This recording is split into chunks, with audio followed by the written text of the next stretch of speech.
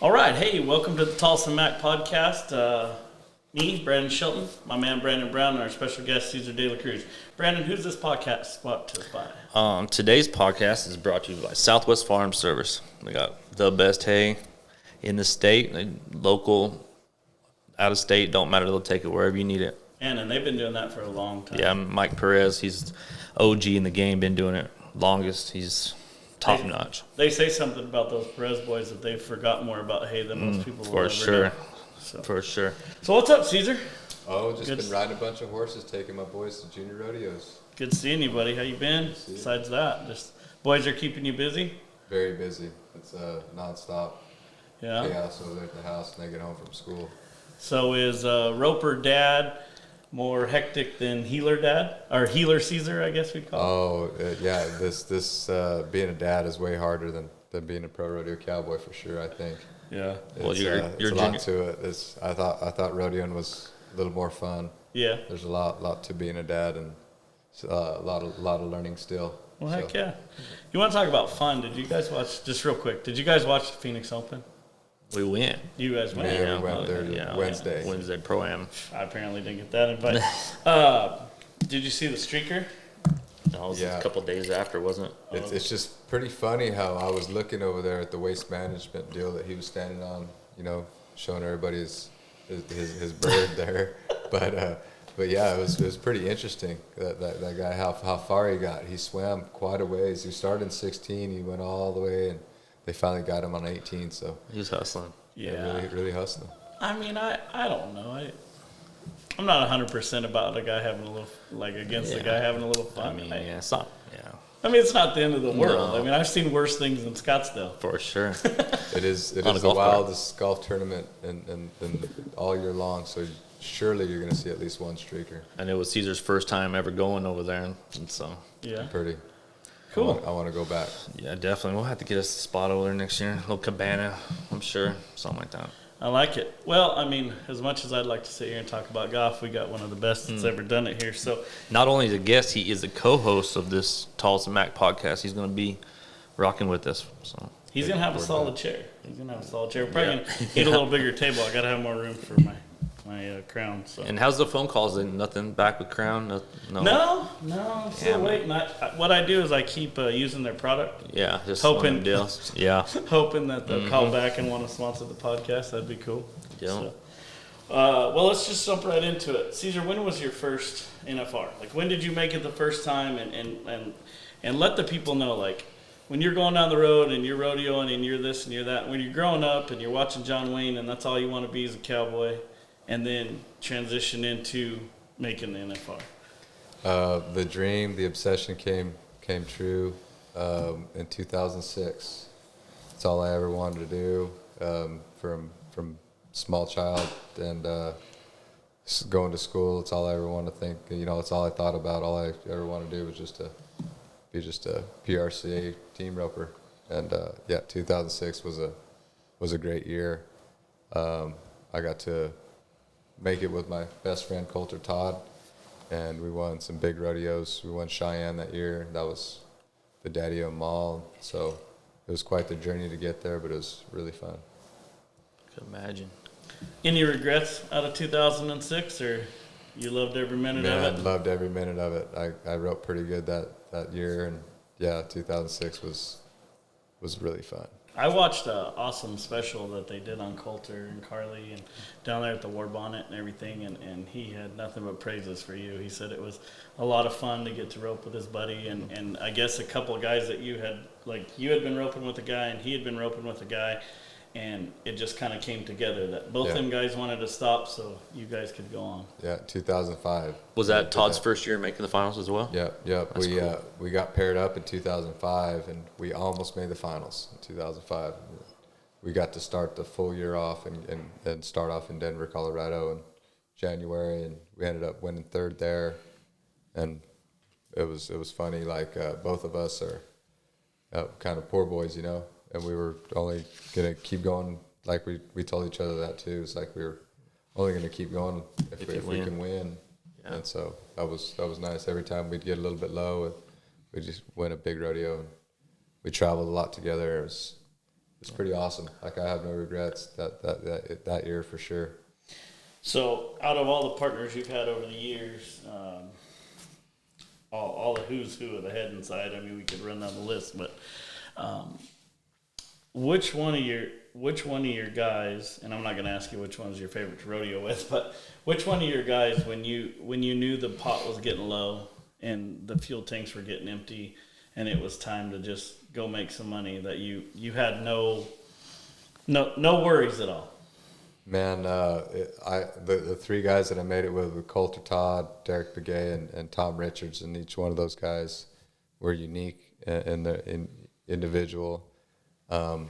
Each one of them, when you need to win, they were the guys. They were the guys that hit the barrier and rub the steer to turn you one for first. So, but man, I like Coulter Todd. I feel like we had a really hard work ethic. Mm-hmm. And so we practiced. I'll give you a rundown of what Coulter's day was like. But we'd start off roping a set of steers. We'd probably run, 30, 40 steers in the morning. Mm-hmm. And then he went to work. He started work over there at Mel Potter's place, about 8 or 9 or so. He'd mess around with a few colts, and then he'd come back and have lunch. And then he would go back and rope with Corey Petska and rope lots of steers with that guy. And then he'd come home at about 4 o'clock, and we'd run another set of steers at the house. So Coulter roped really, really hard and practiced hard. So, I feel like that's why we were successful. When I roped with Derek, he's that guy's a winner. Like, he's just, when his back's up against the wall, he's a gamer. Mm-hmm. And so I feel like that was fun roping with him. Both, like, Coulter and Derek are really, really good cowboys outside. Like, it's in their DNA. They're really, really good cowboys. The coolest thing about Tom Richards and I making it, I kind of had a couple different partners going throughout the year, and me and Tom Richards teamed up, and we had about a little over 3 weeks of rodeo left in the season.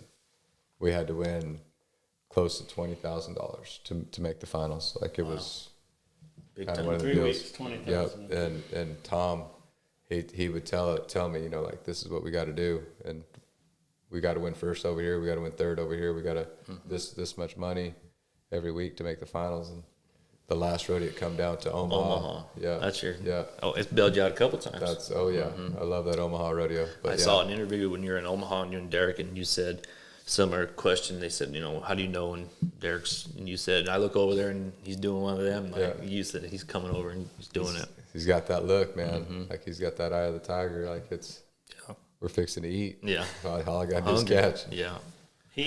You touched on this a little bit. Derek and Coulter are super good cowboys outside. Yeah. When you go to ropings and you're in the jackpot or whatever, you take your guys. Would you say there's a difference in a guy that team ropes every day and a guy that's a cowboy like Coulter or Derek? Man, I feel like when those guys back up against the wall, I feel like the cowboy instinct takes over. Mm-hmm. I think you got to have that cowboy instinct take over just a little bit. I'm not saying just the guy that ropes every day can't beat you either, because my brother-in-law Clay Tryon, that guy ropes every day and he's all about it. You might not see him out in the pasture, but he's the headinest guy that ever lived. So there's two different styles. Rodeo, it's real unique on everybody's got their own journey how to get there, but each person has kind of developed their style, and it's like their own.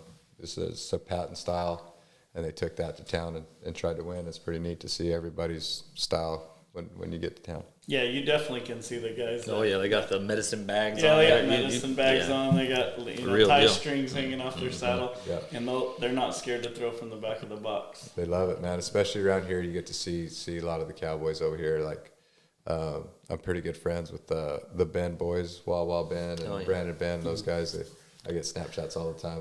They're with Derek and stuff, and they're catching wild cows. It's pretty. Yeah, I watched cool. It's like old times, and they're still doing it today. They're over there catching the wild cows up in the mountain. So you've been all over this country, Canada, everywhere rodeoing. What do you think about the culture of team roping and cowboying in Arizona? I mean, because we kind of get that. We're not California. We're a little tougher in California. But we're not Texas. Yeah. You know? I just feel like this is like you talked about. This is a good mix. Is we're right in the middle of California and Texas, and man, there's some tough ropers out here. We got the Navajo boys. Eric and Sinajini and Derek. Those guys are world class. Can't hate too much on Coulter for sure. He's Southern Cowboy out there. Does a really good job, and Chance Kelton. There's some really good ropers out here. Shout out Tanner Baldwin. Yeah, Tanner one of the Baldwin. best headers going out here.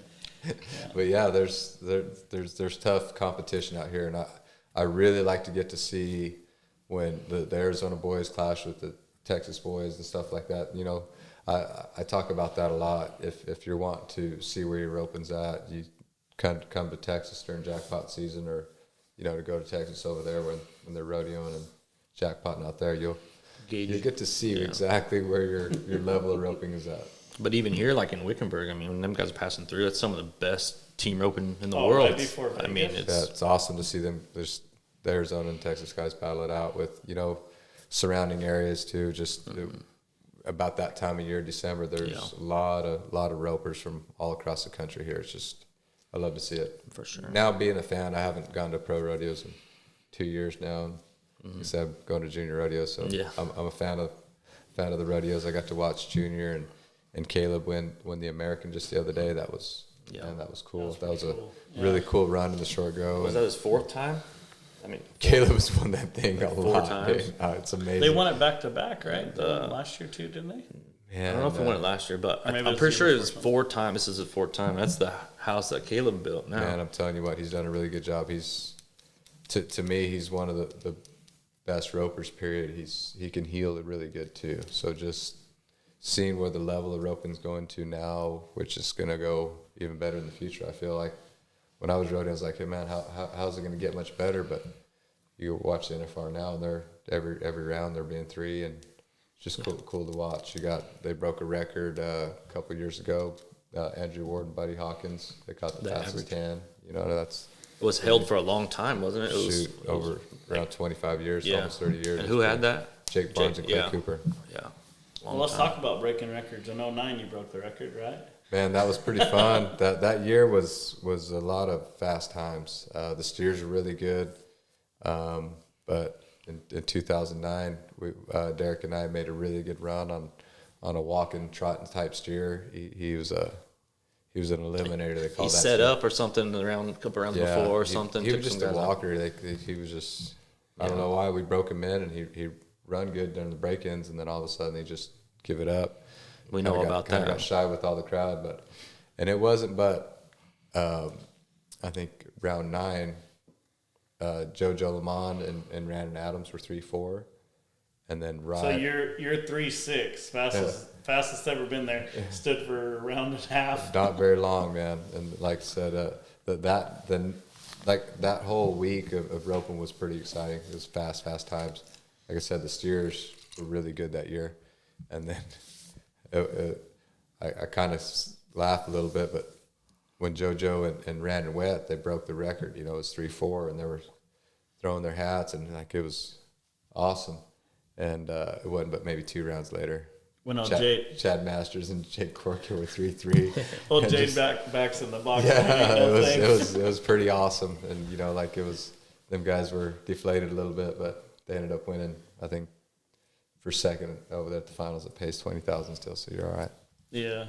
So you were telling us a little bit the other day at lunch about the finals, right? About how when you ride up, you can't see it. And why don't you walk everybody through that? You kind of walked us through it, but Yeah. So when you're going to the finals and they line you up, and the headers line up on the head side, and in the middle are the cutting pins where they keep the timed event cattle, and then the healers line up on the healer side.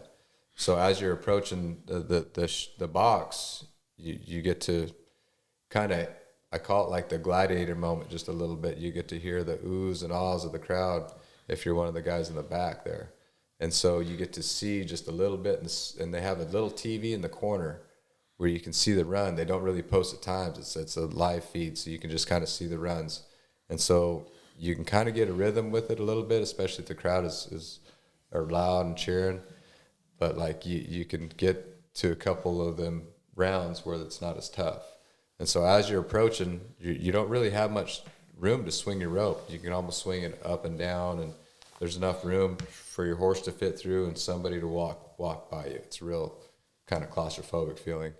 And then about the time you get to the box, it opens up, and you kind of can see the crowd, and you can look at the leaderboard. You can kind of look up at the and see what the times are. And you kind of, okay, 4-2's winning it, but you don't really look at who's winning 5th or 6th. You're kind of looking who's winning it. And so when you're back in there, hopefully everything goes good, make a good run. But it's a little nerve-wracking, to be honest with you. It's most rodeos we go to, you get to maybe ride your horse around a little bit or get close to the box and kind of get a feel of it. Over there, it's like I said, a little claustrophobic. And if anybody's seen the movie The Gladiator, you know he's waiting to go fight. And the guy in front of him is real nervous and kind of pisses down his leg a little bit. It's a nerve-wracking situation. Can you, when you're sitting in healer box, can you hear Joe B over there, or can you hear anything? Me personally, every time I was there, my adrenaline was going, and when I get to that point, I don't hear much or see much. I just see the steer, but it's real muffled down there. It's loud. It's vibrations. You know, the announcers are talking. It's almost like you hear echoes sometimes down there. It's just really loud. You hear the crowd, like it's just you hear cheers, and like it's wild. You can feel the atmosphere as you're approaching the box and getting ready to rope. You can feel the vibration. You can feel it in your chest. You know, like it's just gets you so pumped up. And there's nothing like that rodeo as far as excitement. There's a lot of really good rodeos, but man, that's why I see you see ropers sometimes kind of have heck over there, just because it is a very nerve-wracking situation when you're getting rope. And if you can kind of keep your mind focused on your job, you can do good. But it's very easy for your mind to get kind of sidetracked over there. And you made it 9 times in a row. Yep. 9 times in a row. It was fun times, some of the funnest times in my life. Yeah, I could imagine 9 times. You kind of got used to it. Yeah. Got used to it. Just got used to being there. You might as well got a house over there. Man, I don't know about that. Cesar Palace, didn't they give you hooked Caesar's, up? yeah. Did they give you any hookups, Cesar Palace? Man, or no. Nobody? No, I kind of went over there and asked them, is Cesar here? But they didn't. No. They kind of didn't know who I was talking about. I told them, hey, I'm right here. Yeah. They didn't know. They didn't know who I was. So with all the money being won in jackpots now, and all these World Series and all these other things going on, and you having so much knowledge of up and down the road and go to the NFR 9 times, now you got these boys that you're packing around. What direction, if any, are you going to give these boys? I mean, these 2 little boys could go and make more in a weekend than a rodeo cowboy makes in 4 months. So are you going to say, we want a pro rodeo because that's what Dad did and I want my boys to make the NFR, or what are you going to do? Man, I just want my boys to be happy boys, and just whatever they do in life, they just try hard and work hard at it. I try to surround them around horses and the cowboy lifestyle because, we teach hard work and dedication, and I think that can transfer anything in life. If they want a rodeo and they want to pursue that, I will help them as much as possible, and give them guidance and show them the way. But rodeoing is something that you have to have in your heart, and it's something you're gonna have to want, because there's a lot of all night drives. There's gonna be some times where you're not winning. There's gonna be some times you're 2,000 miles from home, and what am I doing out here? Outside driving out in the middle of nowhere, just like, why am I here? Yeah. But like you have to love it first, and if they love it and they want to do it, I'll help them. Yeah, that's what I'm saying. Outside looking in, I mean, them holding them trophy saddles they win, their buckles, I think they're having a lot of fun. They're having fun with it. Yeah, for sure. I like the horses. I try to keep them around the horses because it kept me out of a lot of trouble. Mm-hmm. And if anybody that knows having horses, you got to clean pens. You have to get up and take care of them. It's just it's a lifestyle. It's just not. You're just not gonna have a horse. You're gonna have to take care of that thing and go ride it. You love on it. It's a well, let's talk about that. I mean, you're raising your boys a lot differently, obviously, than you were raised. I mean, and that just comes from talking to you the other day and spending some time with you over the years. But let's talk about it. I mean, you were raised down in South Tucson, and you made a decision that that's where you weren't going to live the rest of your life. And I think the story that you're about ready to tell is one of the greatest ones I've ever heard, because you, in your own mind, made the decision. I'm not going to live here. Man, I just didn't. When I at my house, we have 4 acres out there, and we have a roping arena and stuff. And in my little compound there, it was fun. I love my family. They're very hardworking people, loving family. But man, you get outside the fence, it's just, you know, a lot of gangs, a lot of the school I went to. I just didn't like it. It was a big high school, and you know, especially freshman year is pretty tough. And like I said, dealing with gangs. One of the stories I wanted to tell you guys, when I was my first love, when I was 9 years old, I won a saddle with my Uncle George. And it was we practiced a lot, and, you know, my Uncle George was my hero, so I won that saddle. But I was just a little bitty guy. You know, the saddle was a 15 inches, a big saddle. But I loved that thing, and I just couldn't wait to ride it. You know, I'm going to ride this saddle. And, you know, a couple of years went by, and I'm still pretty little, and I still can't fit in it. But still looking at that thing, wanting to ride that. So I feel like we were at a roping, might have went to a party somewhere, but everybody in the family was gone. My grandparents were gone. We live on the same piece of property, my grandparents and my mom. And my stepdad really helped along the way. You know, when he married my mom, we got to go to junior rodeos and stuff. But we went to a party. Nobody was at the house. We get back home, my grandparents' house. That's where I had the saddle. I kept it in my grandparents' bedroom. The house got broke in, and they stole my saddle. I was heartbroken, man. Like that was my first love. Yeah. You know what I mean? This is my saddle, you know, like. And so I told myself right then, man, I don't like it here. Like, I like it here, my house, my grandmother's house. I like it right here, but I don't like it here in Tucson. It just makes me sad. You can be outside feeding the horse and ride around and hear gunshots and stuff like that. I just didn't like it. You know what I mean? Mm-hmm. Gangs and all kinds of stuff. It's like, man, I go to Coulter's house, go ride with him, and go cowboy with him, and man, it's like, this is where I want to be. I want to be a cowboy. Yeah. You know, my grandfather raised me out there to, you know, riding horse and stuff, and we're cowboys. Like I said, when I got outside, I go to school kind of just to fit in. I'm kind of being a little gangster and stuff and hanging out with troublemakers. Like, man, I don't want to be that way. I'm a cowboy. You know, and as soon as I get home, I take my street clothes off and put my cowboy clothes on and go outside and ride and rope and stuff. And I worked at it. I'm like, man, I want to leave this place. I always kind of I know I was going to travel, you know, I was going to see places, but I was like, man, this is going to be my way out. Roping horses. I'm going to rope. I'm going to go rodeo, and I'm going to leave this all behind me. Mm-hmm. So that was, like I said, that broke my heart, man. I made that decision. I was about 11, 12 years old. I'm out of here. This is not for me. Nobody else is going to steal my saddles. I'm not living right here on the south side of Tucson my whole life. I'm getting out of here. So, but yeah, that made me what I am today, and I'm very thankful for where I grew up and how I grew up. And, you know, I was talking about styles, you know what I mean? I brought my own style to the PRCA and kind of how I do it. That's an understatement, my friend. So that's kind of why I think every pro roper, you know, every young kid wanting to be a pro roper, you got to get your style, what you like, what you dislike, find your horses that you like, and just go out there and be you. You know, you got one job out there. I get to go into the rodeos, and I get kind of in the zone. I'm not really there to talk or hang out, man. I'm there to rope. I'm there I got one steer to rope, and that's where my mind's at.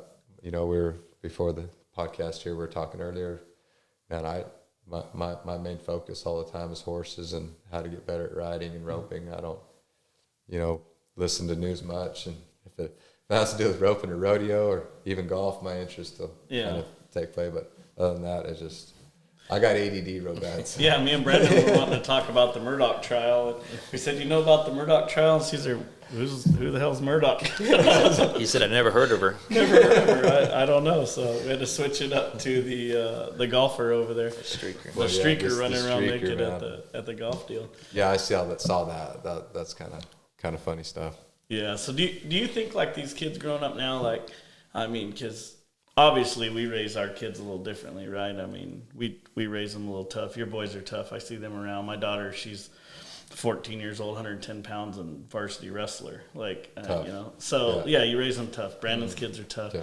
But do you see like some of these kids that are in these team ropes? I mean, you go to some of these deals and there's 12-year-old kids that just rope better than anybody I've ever seen in my life. But do they got, like I think you said before, do they got the dog in them? You know, can they make the run? There's some that do, and I feel like I see it, and you kind of got that look in their eye. But them young guys, when they're 12, 13, 14, they're fragile. You know what I mean? If they happen just to lose that sparkle just a little bit, we could lose them in something else. And that's kind of why they're having the junior, the World Junior NFR, like stuff like that. I think that's pretty neat to keep them kids hooked and kind of keep pushing forward and keep something to look forward to. They got the junior BFI. When I was a kid, they didn't have none of that stuff. I had to rope with the big guys in the open ropens if I wanted to be like that. So I was about 16 years old when I felt like I roped I felt like I still wasn't world-class material, but I was good enough to enter the open ropens. And that's kind of where I developed. I was just a little shark, man. I wanted to jump in the ocean and swim with the big ones, man. I seen all them great whites and tiger sharks, and look at them bull sharks swimming over there. I want to be one of them, so I just jumped in the ocean and just started swimming, man. Right. So do you think the kids that are roping now, if they didn't have the junior NFRs and the junior BFIs, if they jump in with the sharks?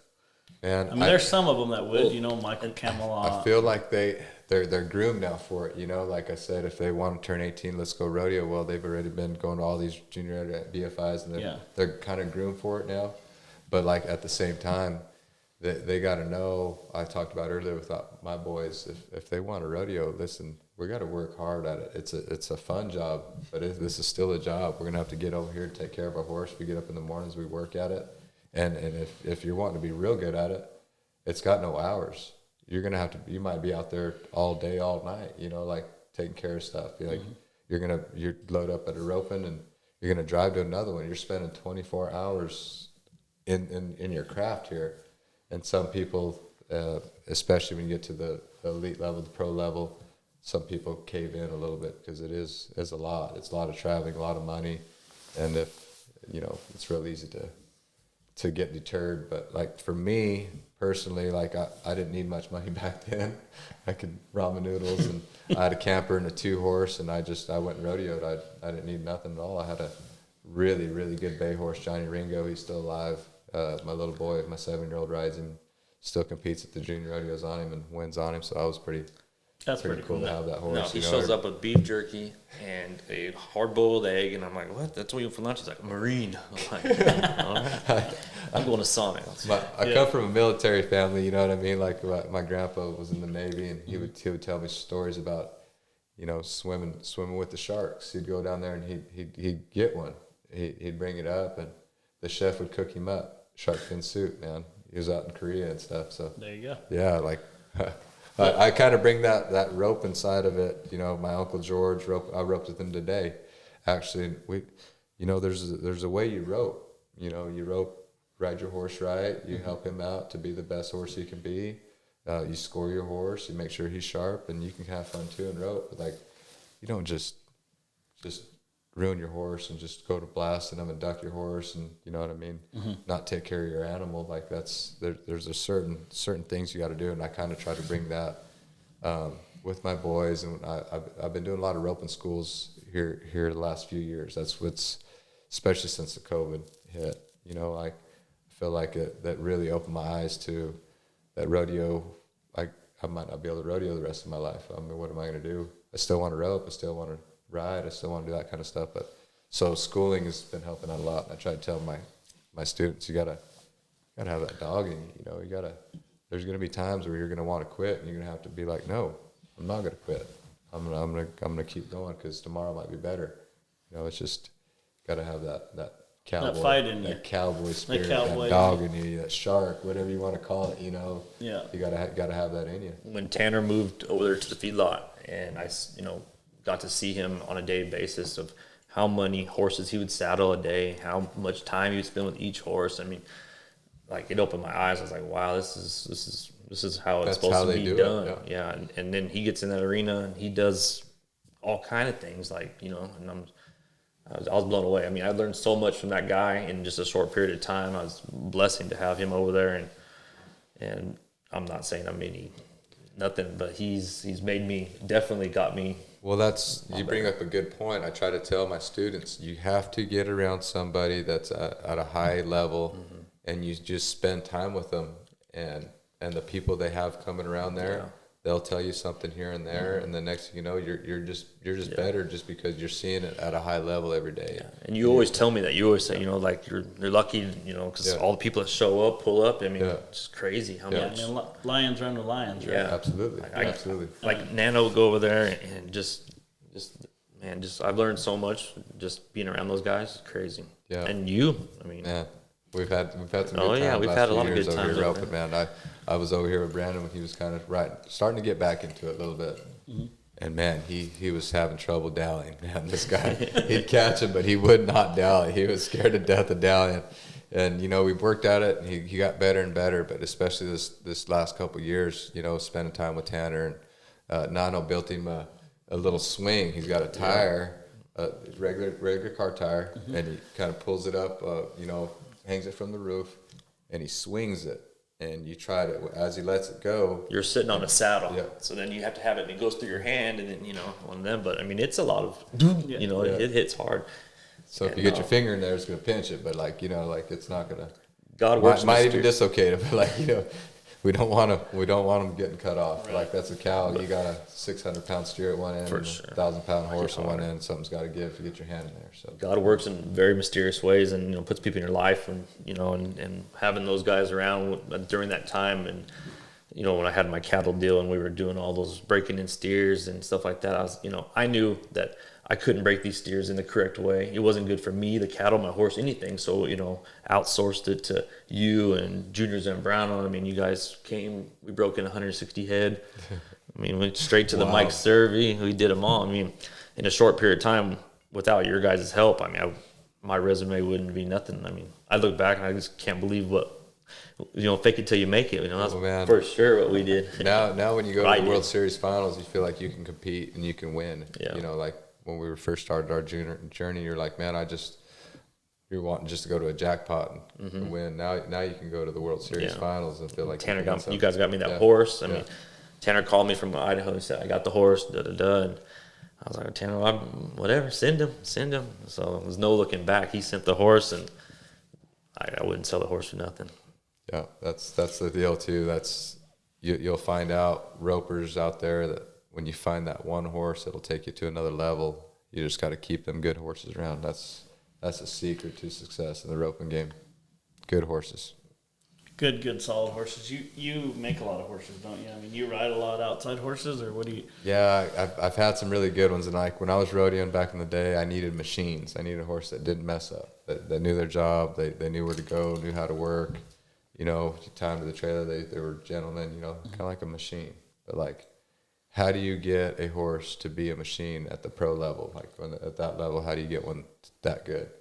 And hanging out with a few guys, Dakota Kirchestogger, and I got some good friends, you know, Randon Adams, that had trained from the start. I watched Diesel, one of the heel horses of the year.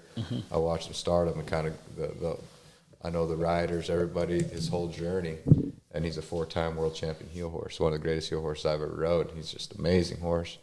But just how do you train one like that? That's pretty neat, you know. So that's what I do now at the house every day. I got donkeys, and I got really slow steers. Got I got the sleds. Beyonce. Yeah. Got the goat. Oh yeah, the goats, man. Ever since the goats were pretty fun. Ever since I was a kid, I always had a handful of goats to rope, and man, they were almost my best friends. I don't know. You ever get to hanging out with a few goats? They're pretty funny, man. They're pretty comical. You got to watch them. They'll jump on your trucks and stuff like that. They're funny animals. He pulls up. He has 4 horses in his trailer, and they're all in there. He gets his goat, and he puts the goat in there. Where the horse like flips out on it. He about dies, and I'm scared shitless. And I look at him, and he's just calm, like no big deal. Remember that day? Yeah. It'll be fine. Dude. I would have took that goat. Breaking in the goat and the horse. Well, I leave some goats over here in the summertime with Brandon. I was picking up some horses, and I had 4 horses. I got a 6-horse trailer. I had 4 horses in there, and I thought, sure I can get a couple of these goats home. make it. So I He don't have about to come not back. made it home. Well, we had to bury him right here. Almost scared the shit. I went to load one of the goats up, and then one of the mares that I had in the back, I keep the mares in the back, and she struck at the goat, and I was leading the goat. Like, if she missed both of us, like, I mean, just swiped at us. And I went over there and I told her whoa and petted on her, and she kept looking at the goat, and she never did like it, but yeah, we got him home. Yeah, it's the boys, they get a kick out of it, and it's just, for me, roping a goat helps roping just because the hand-eye coordination.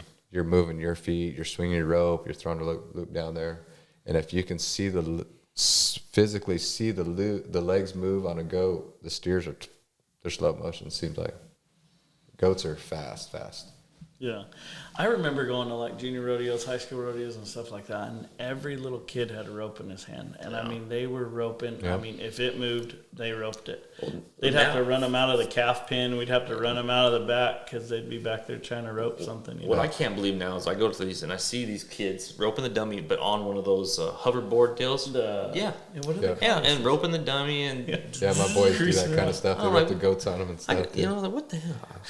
It helps the balance. I'm all about Oh, it. yeah. If you can ride that and rope Yeah, I at mean, the look same at time. JB Mooney. He stands on a basketball half of his life. You know, That's awesome. Seemed to pan out pretty good for him. Though. Yeah. I'm curious to see his little boy Jagger, what kind of cowboy he turns into be. He's a wild boy. He's ready. I think JB did good at one of the rounds over there, Houston or He won Austin, one of them something, things, yeah. and he goes to get an interview, and his little boy's with him. He hangs out with his dad a lot. He's got a Superman costume on. It's funny, so funny. Yeah. But Mike Lee's son is riding now. And Yeah. man, he rides really well. man, Mike Lee's about the same age as me, and I kind of watched him win his world title and stuff and PBR. And I ain't kidding you, man. His boy looks just like him when he rides them bulls. Rides just like him. Just like him, spitting image. That's cool to see. Yeah, The next same. generation. I just think like that, like how are you going to tell your boy you're going to ride bulls? You know what I mean? Like if he gets hurt, like how would you feel if you made him? But like that, he just wants to ride, so you're going to support Well, that's him like as your much as boys. I'm possible. sure you Yeah. never had to tell your boys, we're going Yeah. to the arena. No, They were in the arena waiting for Dad to saddle him a horse. I bet. I wasn't made to rope. My parents, my uncles, they didn't make me rope. My Uncle George would rather I work the chutes or go clean pens if I wanted to. Right. He says, you want to ride the horse, come over here and rope, kind of a deal. But man, I think the cowboy lifestyle, I think it's a good for a kid to grow up into, and it just teaches them hard work. So why don't we dedication. talk about that a little bit? Like you see Sid Steiner's boy Rocker. Yeah. I mean, he upset the whole NFR deal. There wasn't. I was at the NFR and I stay at the Cosmo, and there wasn't a person in the Cosmo. And the Cosmo is not a rodeo hotel, you know. There wasn't a person in the Cosmo that wasn't talking about, man, do you see that long-haired kid riding bucking horses? And I mean, I think that's so good for the sport. Yeah, I think it's so good for the PRCA, period. I have my own feelings on the PRCA and versus, the PBR and stuff like that. But I think it's just awesome that when those kids do it, Mike Lee's kid, Sid's kid, do you know any, like, of your buddies, their kids coming up or anything like that? Like, Man, I grew up around in South Tucson there, and I got to spend a lot of time with my buddy Michael Camelot. And, we roped and won a bunch of stuff together. And he's got a little boy, little Michael Camelot. He's just 13 years old. And this kid can see the feet and can rope as good as anybody I've ever seen. And he's 13, 14 years old. He's just a kid still. Entered in the BFI. Yeah, he can hang with anybody. Yeah. So and just to see that, and just to know that the future of the game is getting to that point. I know Michael, he didn't make the finals and stuff, but as somebody I grew up with, to see, how the kids are growing up into the game.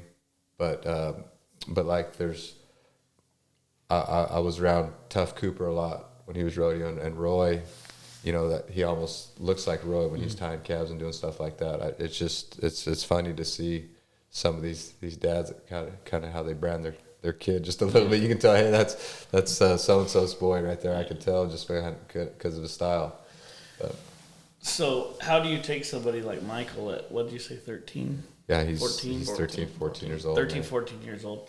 How do you take a kid at 13, 14 years old and keep him harnessed in and reined in enough that he's going to go and make it to the NFR 10 times in a row? To be, Well, I'm sure you're one of his idols, right? Yeah. When we were growing up, his cousin Anthony Camlott was as talented as I ever saw too, and he actually pushed me because he was just always better than me. Like he was in a level higher roping than I was. He was just a little bit better, so I would always hang out with those guys. And to see that progress with him, and he got to a level like little Mike, he was about 16 years old, and he can't go nowhere, no pro rodeos, no nothing. Like where do I go? Go to a few jackpots and stuff, but I feel like that's where Anthony was lost right there, because he didn't have the junior BFIs, he didn't have the BFIs to go to. Little Mike, fortunately, can get to enough stuff throughout the year where he can kind of keep him hooked, keep his interest, and I think hopefully I'm going to help him as much as possible. But like I have a lot of high hopes for that kid, because we grew up in the same town, and there's not very many NFR qualifiers from Tucson, so anybody that comes out of there, I'm going to support him as much as possible. Yeah, and we all three talked about it. We'd love to get on board and support him a little bit. I mean, he's Arizona born and bred. I mean, we're already in the works, right? We already got him talking, so I'm excited about that. We want him on the team. He's a good boy.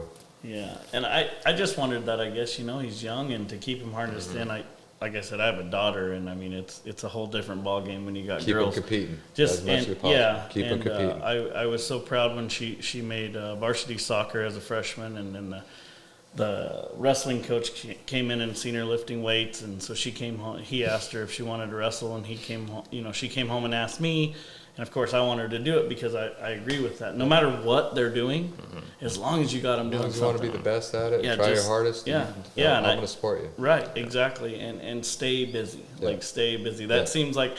And any kid I know that's ever gotten a lot of trouble, it's because they just had way too much time on their hands. Man, there was times where I was in the city right there, the south side of Tucson, and it was hot, nothing to do during the day. You know what I mean? It's you got to get in trouble real easy.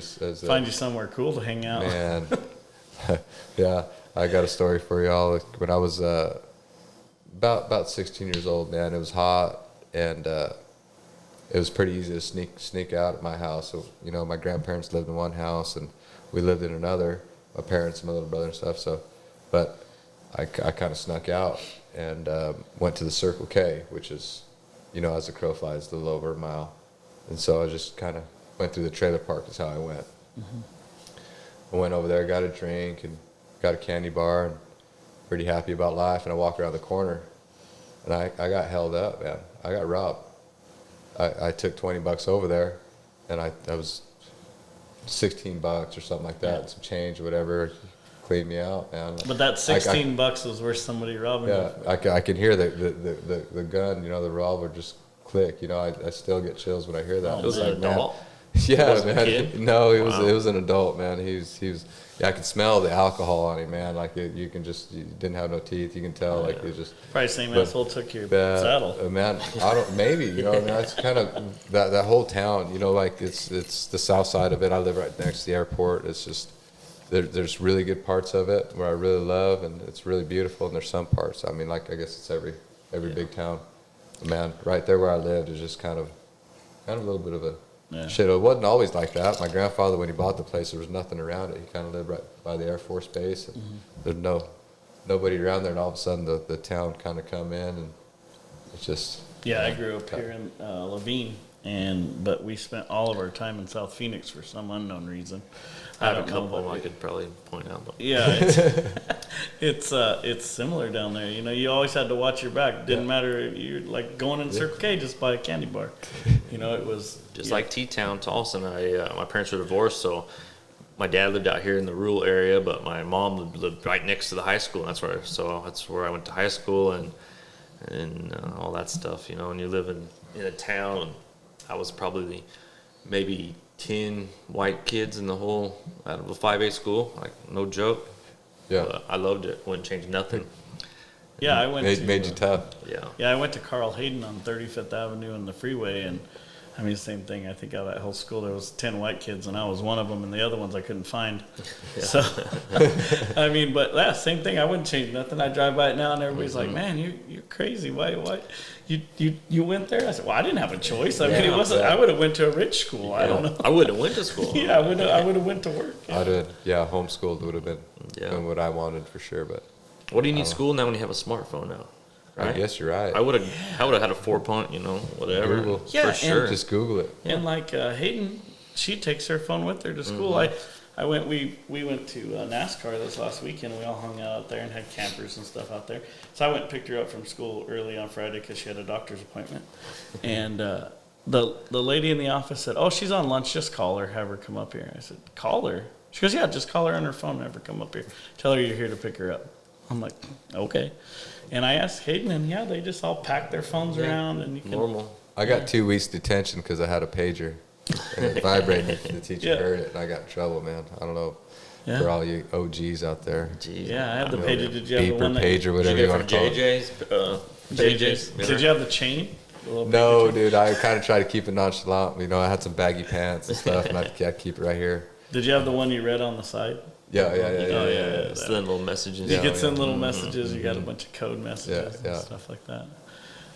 What was your favorite pager code message? Man, it's a little.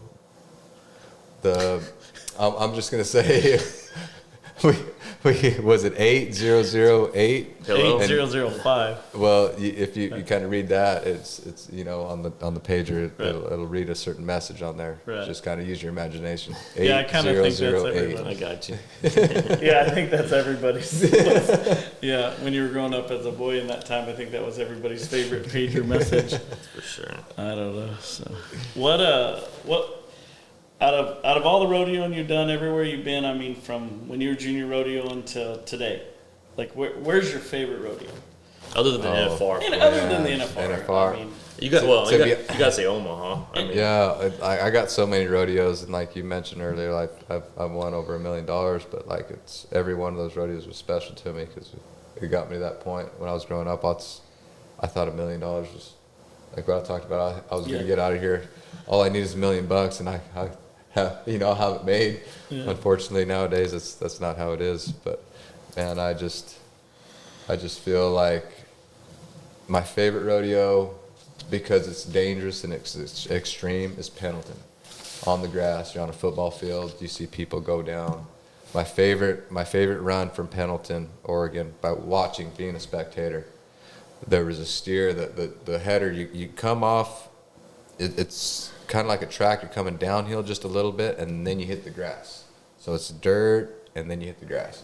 So the header missed the barrier just a little bit. And the steer, when they feel like they're going to get away over there, it's a football field. Mm-hmm. It's huge out there. If they think they're going to get away, they will run. And so the steer run really fast. And the guy running down there, and when the team roping goes, there's like a little spot where everybody kind of turns the steer. The good runs just kind of like wore out, where the grass is kind of tore up a little bit. Well, these guys go out there too, where the grass is a little more lush and a little more green. And the header, he ropes, and I mean, they're going so fast, he doesn't really slow his steer down. He just hauls ass, and he jerks his steer down, okay? The steer just pancakes out in the arena.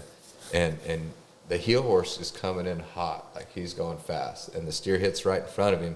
Well, the heeler, he just pulls his horse up, makes him stop. Well, we're on grass, and we're going fast. He just keeps sliding. Well, he goes down. And, the header, the steer down, so he pulls his head horse kind of hard. Well, his horse kind of halfway faces and kind of turns. Well, his hind leg slips off from underneath him. He goes down. All three. The header, the heeler, the steer, everybody's down in the run. That's the most extreme team roping you can possibly get. And you're going to see runs like that. You're going to see people go down. You're going to see a wreck. It's like in the rough stock, you can go out in the arena. Mm-hmm. And see the bucking horses and kind of the bulls and stuff. They got a PVC pipe. Yeah, what's up with that? A PVC pipe going around there. It's always broken. I mean, just to make them bulls turn back and stuff like that. It's just to keep them from going out there and just running off. It makes them turn back. No, I'm not talking. I'm talking about the ones around the track. The little. Oh ones yeah, they're just to keep the stuff on the dirt. I seen a video of you when you won it. You jumped it and your back boom and the whole thing fell down. I seen that. Oh yeah, dude, it's wild. It's fun times, and Pendleton Whiskey sponsors the rodeo. So I heard about the Pendleton room. Yeah, it's pretty Well, awesome. you told me, you said if you ever go in the penalty room, if the Bulldoggers are there, you have to wear the shittiest hat you have because of what reason? Wear the shittiest hat you got, because they will stomp your hat. They will hat whip you. They'll pull your hat off and smack you on the butt. Like, hey, and then put it on your head and send you on your way. You know, you might get 5 or 6 of them Bulldoggers. Like, what are you going to do? They're whiskey drunk. I mean, if you want to fight, they will fight back. All of them. All you got to do is just say win. You know, kind of a deal. They're all Cowboys over there. Well, did you see the guy in Houston? Was it a couple days ago? The steer crossed over in front of him, and he went over. Oh. I mean, he wiped out. Damn, I can't remember the guy's name. We'll have to look it up. But, I mean, he wiped out. And, I mean, his horse goes down. The steer goes down. He flips out there in the field and just jumps up and runs back. I mean, that is a tough group of dudes. Very tough. They'll jump in a rig together. I mean, 4 of them guys that are over 6'5". I mean, however much they weigh, they'll get in a trailer and just camp out. And, like, they're the best of buddies, man. They go to all these rodeos. They're happy for each other. They pull for each other. And 16 of them show up with one horse. Just that's how it is, man. Yeah, they just love it. They're just a unit. They're a whole football team on one horse. Yeah. It's pretty cool. They'll win, though. They're a great group of guys. I have a good several Bulldog buddies. And they seem like the coolest, easiest going. If you need a stall saved for you at the rodeo, hey, call one. They'll do it for you. No big deal. Like and Bulldoggers are all about it. And nobody gonna tell them no. I was gonna say that none of those security guards are gonna argue with those dudes. None of them. Right? Yeah. So, I like listening to Luke's Van Quino's podcast. I like that guy. Man, that dude's always been cool. Even his commentary, like when he does the rodeos and stuff, he's funny. I like him. Like we talked about that Cowboy earlier. You know, the Branquino family is really good group of Cowboys in California there, and like in any event, you wanna be a great cowboy or rodeo superstar. Like to try to channel that cowboy instinct as much as possible. And he did. He's a great guy too. Great for the game. He's promoted it really good. When Sid was bulldogging with those guys, I mean, you just kind of thought that dude was wild and crazy and dreadlocks and just got really good at bulldogging. But I mean, that dude's a cowboy. Yeah, his family. His whole family. Cowboys, They got those big steakhouses and stuff and the ranches and everything. Like they know what's going on. I still remember in Under Armour going around the arena. You don't get a gold buckle. No. They don't just hand those out. No. It's all year long, and even at the finals when you get there, you have to do really good to get it. And it's just amazing to see some of them guys, how pumped up they get. Well, it's not really amazing, I say it, but like it's all that emotion because it's a lot of work to get there. And like you said, he ripped his shirt off and stuff and flexed his muscles. Like, man, like you feel invincible, especially at the Tolleson-Mack when you make a good run. It's like, Under Armour should give him a sponsorship for that. Yeah, they should have picked up at least the fine. For sure. Well, you said earlier that when you watch Tough tie calves, it's like watching Roy tie calves. When you watch Rocker get off a bucking horse and go crazy, it's like Sid dogging a steer. Man, his grandpa was a good bucking horse. Baba. Right? Yeah. Like it looks just like him. Out there. He's pretty wild. Yeah. I know Sid's pretty wild, but I think he's more like his grandpa, to be honest with you. Rocker is. What do you guys think about the PRCA? Like I said earlier, I got some opinions on it, but that's just from purely a fan standpoint. But you guys are the athletes, and I don't want to start sounding like how. I guess I'll compare it like to the UFC, where the fighters come on there and they start complaining, oh, we're not getting paid enough, we're not getting this, that, and well, the way I look at that is, then don't fight, if you don't want to fight. So I'm not asking that question, but an organization that's $40 million, $50 million a year, and you guys are the reason they are there. Do you feel like at the NFR, you guys are taken care of as somebody that's bringing in that much money, I guess, as that big of a draw, Man, I want to say this before I go into the next bit, but I'm thankful that I got to go to the PRCA's rodeos and the success that I've had. But like you said, there's some questions that I have about certain things. I've been fined at the NFR and stuff like that. It's just, man, when you go to the finals, you feel like a rock star out there, man. You feel like you're really something. You walk through you sign autographs all throughout the day. You just go walk, Cowboy Christmas, people recognize you, they spot you out, they want an autograph. Your hotel room getting ready to walk down and get ready to go to the rodeo, and they take pictures and sign some I've been autographs with again. you, and people walk up and, Yeah, and they say, "Well, who's this guy?" I lie. You feel like a rock star. It's For like, sure. man, I feel like the rodeo Cowboys put on a really good show every year. It's like every year is just action packed, and it's new world champions and old world champions. It's just kind of neat, and I feel like the Cowboys should be king out there. They should. I feel like they should make a little bit more. I've gone in there doing good and won quite a bit of money out of there, and I've gone there and not won as much. And when you come home after the finals, after you spent 2 weeks out there, you tried to put the best show on, but you didn't maybe win as much as you wanted to. You come home kind of broke, you know what I mean? Right. And that's kind of the sad part about it. It's just the reality of the game a little bit, but like it's kind of I feel the people that maybe didn't win as much there, they earned their spot there, and they're on TV, and I feel like they could make a little bit more out there. Everybody gets a check when they get to the finals, and because of Luke Branquino, they get to keep it now. But Yeah. when I was making the finals, you'd get a $10,000 check and say you won $12,000. When you get home from the NFR, you get $2,000. Yeah, see so like- those little things like that is Yeah. where I'd be very frustrating.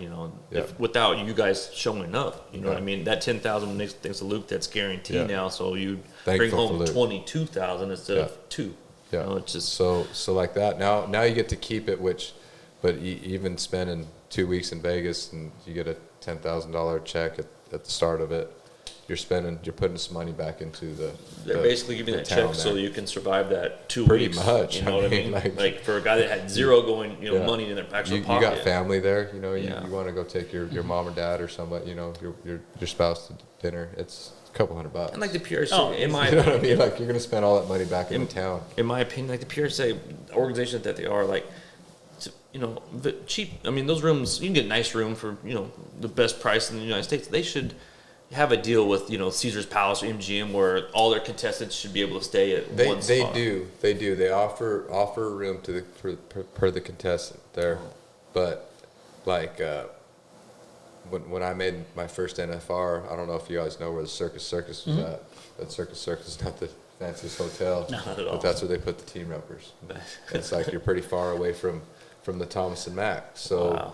so what a lot of these guys do when they put them in hotels like that, they put the helper there, the helper that takes care of the horses, gets the Yeah. free room, and you buy a room over there. Say like I really like the MGM Grand, the Signature Towers are as good as they got.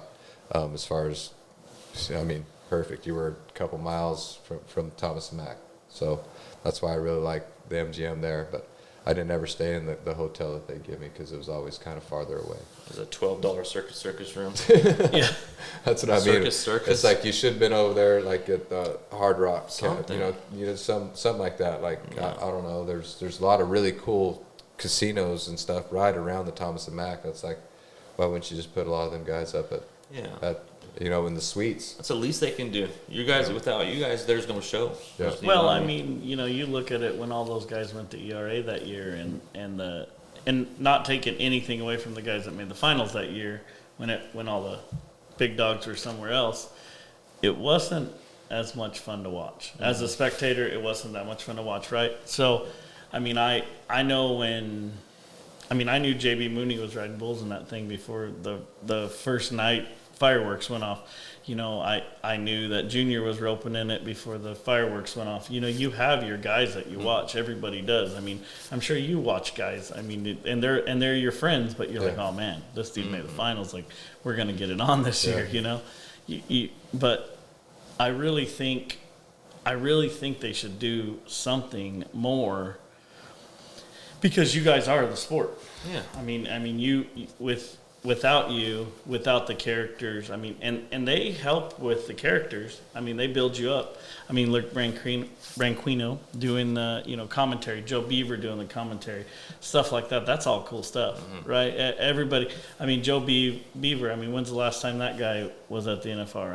I don't know, 90s? Last time was team roping, so whatever. Yeah. It's kind of right there, late 90s, early 2000s, I think. Right, and he's still so relevant. And we would love to have you on the pod. Yeah, we'd like to have you on here, Joe Beaver, anytime you're in town. We'd love to have you. I mean, we cruise over to Stevensville if you want. No problem. We'll jump on the plane and come to Stevensville if you need us to. And we'll travel. So, all right, Cesar, so I do got a question, and I mean, I guess this is just a question I got to ask, but obviously you're watching NFR, man. You're watching the team roping, and dude, that's super cool, right? What's your favorite event besides the team roping? Man, I got to say bull riding. I kind of have a bull riding spirit, kind of bull riding heart a little bit. When I was a kid, I thought I wanted to be Lane Frost, man. Yeah. Lane Frost was cool when I was a kid. So, but I'd always sneak back there after I roped, and I'd go over there and pull some bull ropes and hang out with the boys back there. Man, it's hard to say. I guess I like rodeo just because that adrenaline rush you get. And I don't know, when you get back there with them bulls and stuff, and you get to kind of you get that adrenaline rush, even if you're just pulling bull ropes and hanging out. So. You know who I see down there a lot is Shane Hanchy. Yeah. Like every year that dude's at the finals, he's back there pulling bull ropes, and we'd see you down there too. You know, we always thought that was kind of cool. Because there's always that the timey guys are down there and the rough stock guys are over here, and stuff. Didn't you have an injury back there one time pulling a rope? Oh man, you want to hear a wild story? Well, yeah, that's why we're here. Well, man, in St. Paul, Oregon, I got done roping in the slack, and I'm all done. I'm waiting to fly out to Window Rock, Arizona. We fly into Phoenix over here.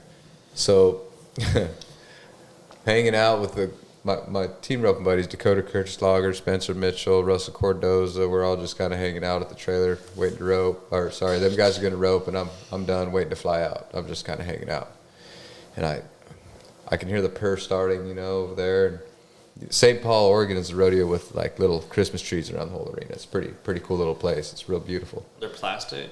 No, they're real trees. Real Christmas trees. No one's ever got dead nothing punctured, but they're small. Like there's a clown that runs, and J.J. Harrison, he runs and jumps over top of them and stuff. I thought they were plastic. They were real trees. No, they're real trees. Wow. Huh.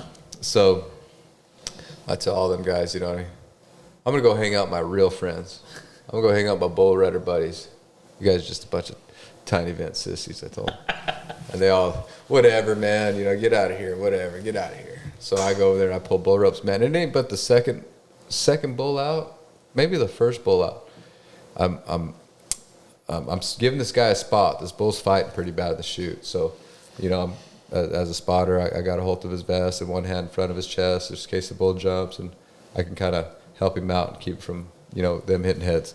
So I'm kind of in the heat of the moment there. The gates pop, and this bull just starts spinning right off the bat, just right in the latch, just boom, boom, boom. And the guy rides him pretty good. Rides him pretty damn good there for just a little bit, gets bucked off, gets whipped down, gets bucked off. Well, shoot, he's hung up for just a second. The bullfighters are over there just doing work, and they step in there and they get him out of there. And I mean, this is all happening right in front of me.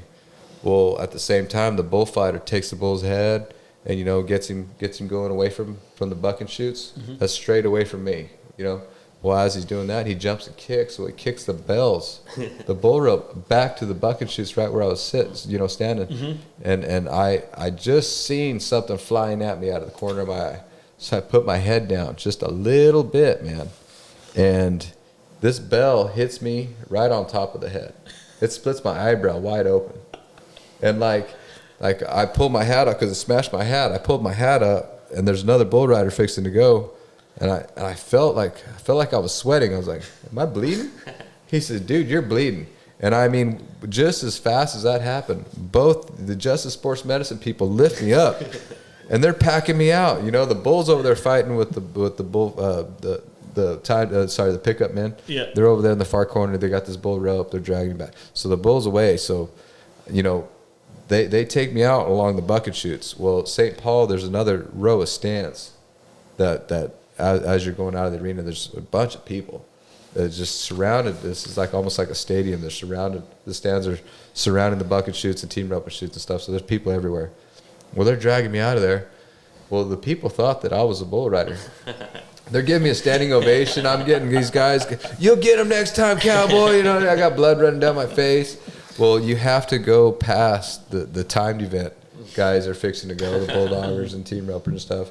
And my buddies Spencer Mitchell and Russell Cordoza were up over there about that time, and I just got to tell them they're a bunch of sissies, you know what I mean? And I think Clint Cooper was over there too, the calf roper, Clint. And he was laughing at me. He says, "How do you like hanging out with them roughies now?" And I was like, I just went over there. I think I got, shoot, it must have been 8 stitches or so. I split my arm wide open. Yeah. My head was swollen up. I over that window rock the next day. I had to do the old school out balk, and I put the hat on top of my head. I had to let it go. I couldn't put my cowboy hat on top.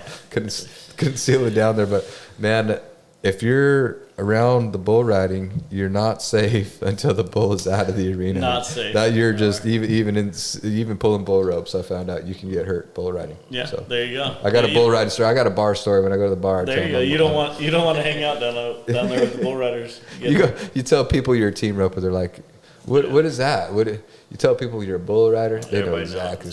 So when I go to the bar, I tell people I don't go to the bar. See this scar right here? Came from bull riding. Yeah, bull rider.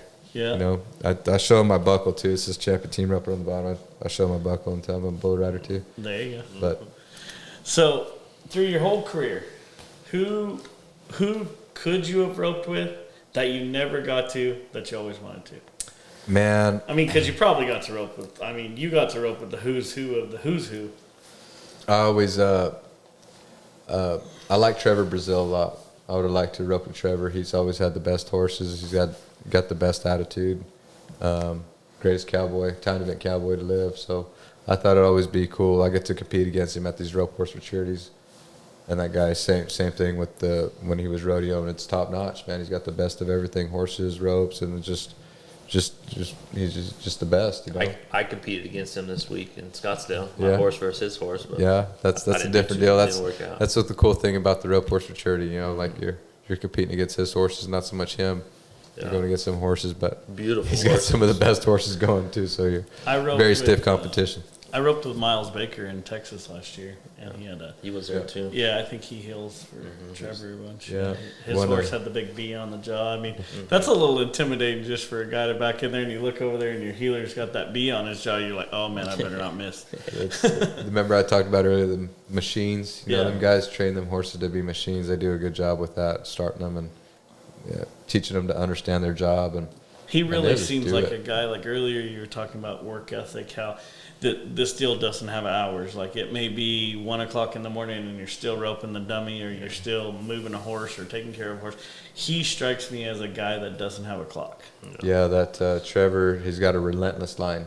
Yeah, you know, and that's kind of his little bit of a nickname that he's got for himself. But he won't quit, man. He's hardcore guy. Like back when he was professional rodeo cowboy, he was working on his calf roping. When he's done working on his calf roping, he was working on his team roping. When he's done working on his team roping, he was working on his steer tripping. You know, like it was all day. And then you go to the rodeo. I think that's what helped him out mentally too. He would go to a rodeo and he'd make a mistake in one event. He wouldn't let it get to his next event. He would, by the time he got out of the arena, he was over it. You know, he might be upset and frustrated by the time he got out of the arena. It's time to rope a calf. You know, so you probably have to have that, right? Super short memory. Well, not so much me, and I think that's what kind of it got me a few times, because I was dwelling on the past or thinking about the mistake that I made the night before. I should have been just thinking about the one forward. But I think mentally, he had the best attitude, time event cowboy, just because that aspect. He was switching events, so he never would let it get to him hardly at all. He's pretty awesome still to this day. He might make a mistake, he'll figure out what he did wrong, fix it, and let's go to the next year.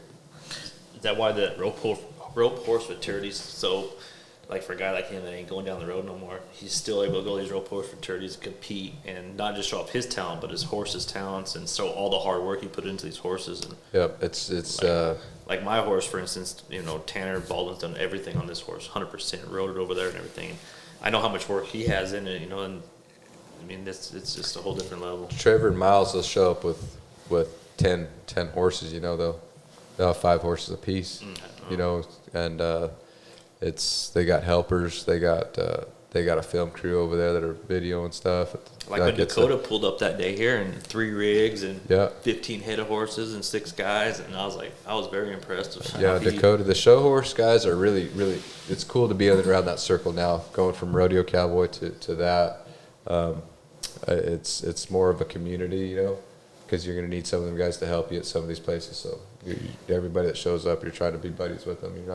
There's no competition, you know. Like you said, there's a reason why he's a world champion at this. I mean, friendly competition. I think that guy really, Trevor and like Joseph, Dakota Kirchsager, those guys, they live for that kind of competition. I think I got the best horse, and I think I'm the best roper. Yeah. We're gonna go to a show. We're gonna get judged who's got the best horse and who's riding the best, because you get judged on everything. It's like kind of like bull riding over there. You know, if you show up with just a average animal, you're not gonna beat the guys that got the best horse and they're better ropers. You know, that's why them guys want to draw the rank ones. Yeah, if you show up with the best horse over there, you have a chance to win that thing. There's a family, I don't know if you guys know them. They live up in Tuba City, Arizona, kind of up there where Derek lives. You know, northern part of Arizona. And then the Grangers. Teddy Grangers is the dad, and Lane, and they're all the boys. And when we were going a bunch, and we had a bunch of good bucking bulls, we went around and we bought everybody's best one. If you had a good bull, you sent me a video of it, and if we liked it, we went and bought it. So we really had the A team of bulls.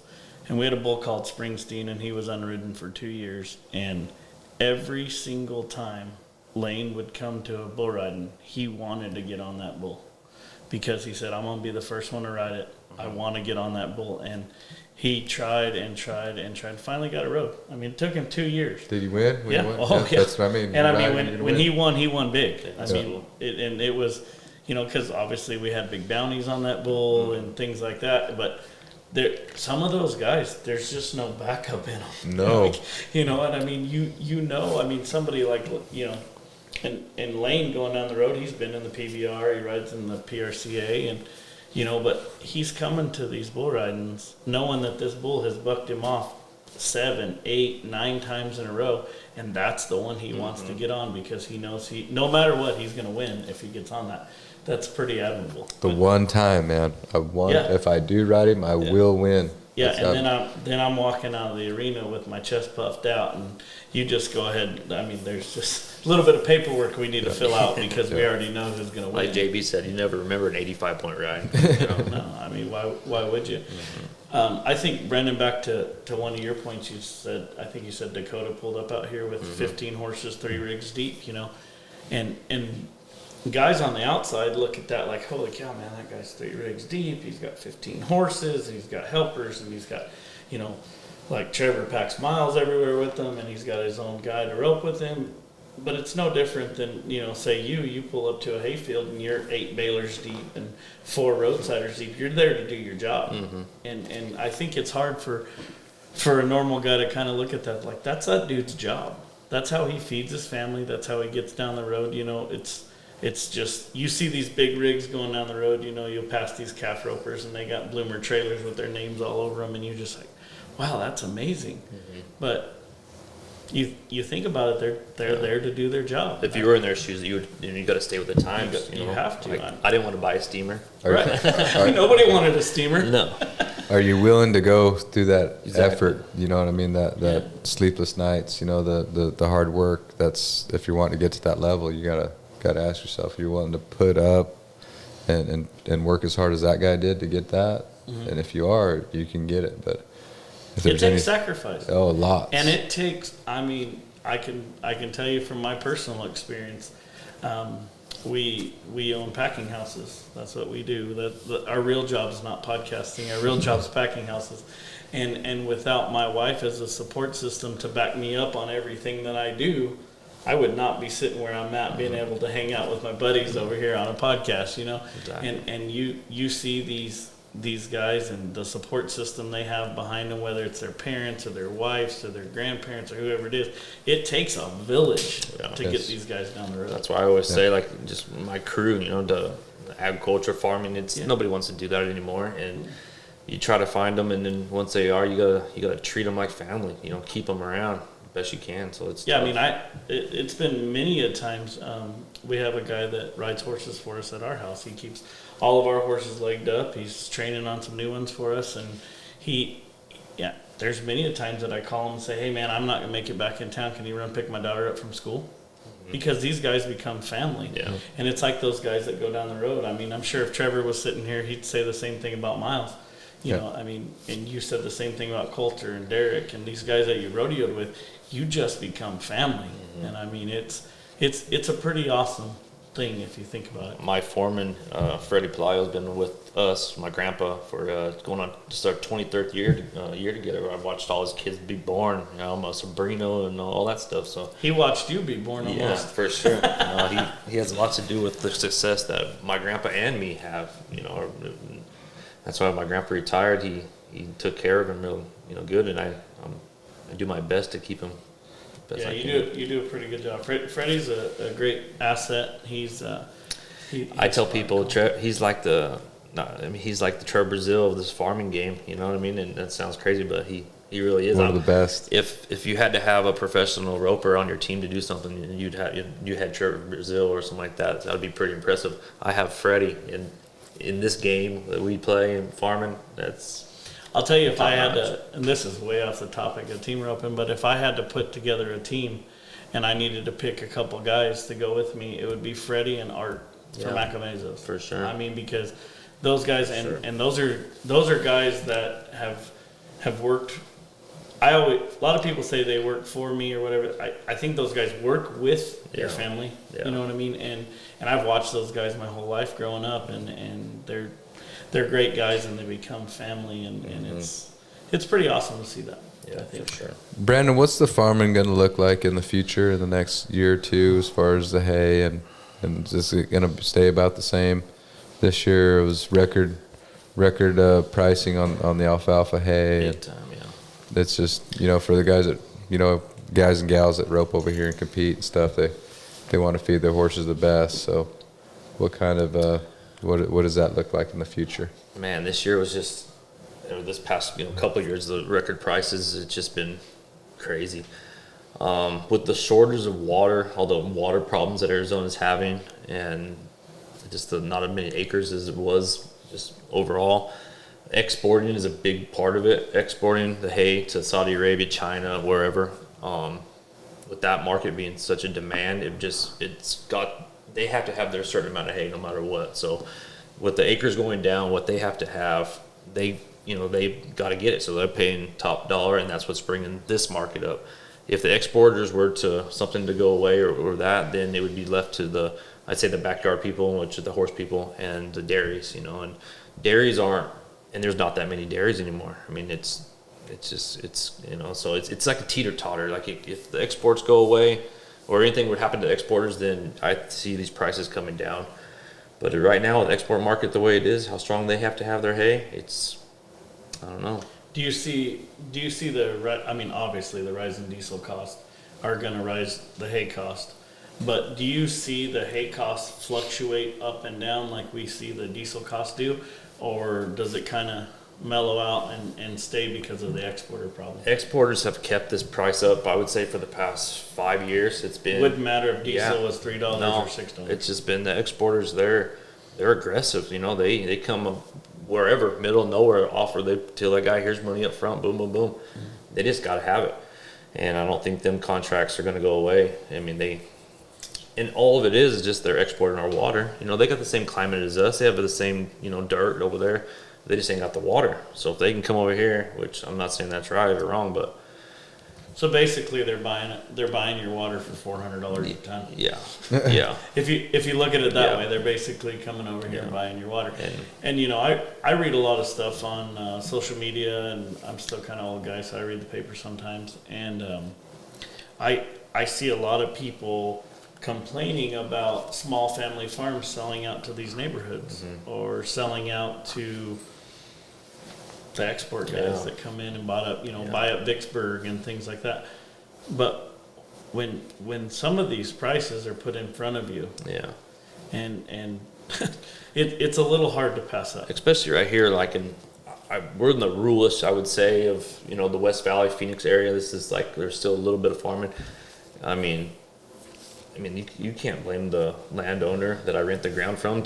Your Walmart comes in, they want to give me I understand that. They're buying it by the square inch, and we're trying Yes. to farm it by the ton. Yeah, and I pay them by the acre, Yeah. and they're, a rent. And so I get it. Most of the ground that I farm right here in this area is owned by either investment companies, or guys are going to build houses eventually. I think I have two families that I still rent from.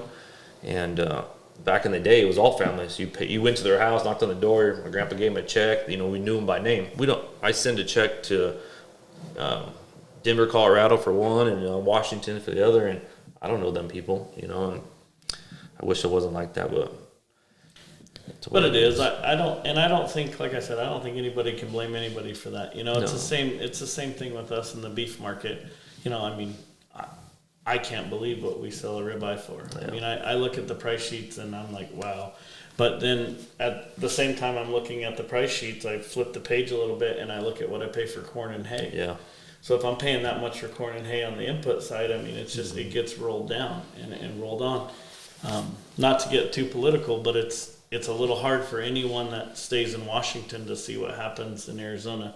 And if anybody wants a change in any market, the hay market to supply the horses, the beef market to supply your family, I think they need to take a good hard look at who they elect, and the people who they do elect, they need to communicate with them, and not just kind of run and hide. Yeah. We lost a good one, Kevin Rogers. He was a big time gap right there. From political to actual farmer. He was. Yeah, he big voice for us. He could sit there and be a voice for all of us. Yeah, Kevin Rogers was a great man. Yeah, local talent. Yeah, that's for sure. So, yeah, what about the horse market? Not just the hay market, but I seen a horse the other day at Rancho Rio sell for $160,000. Yep.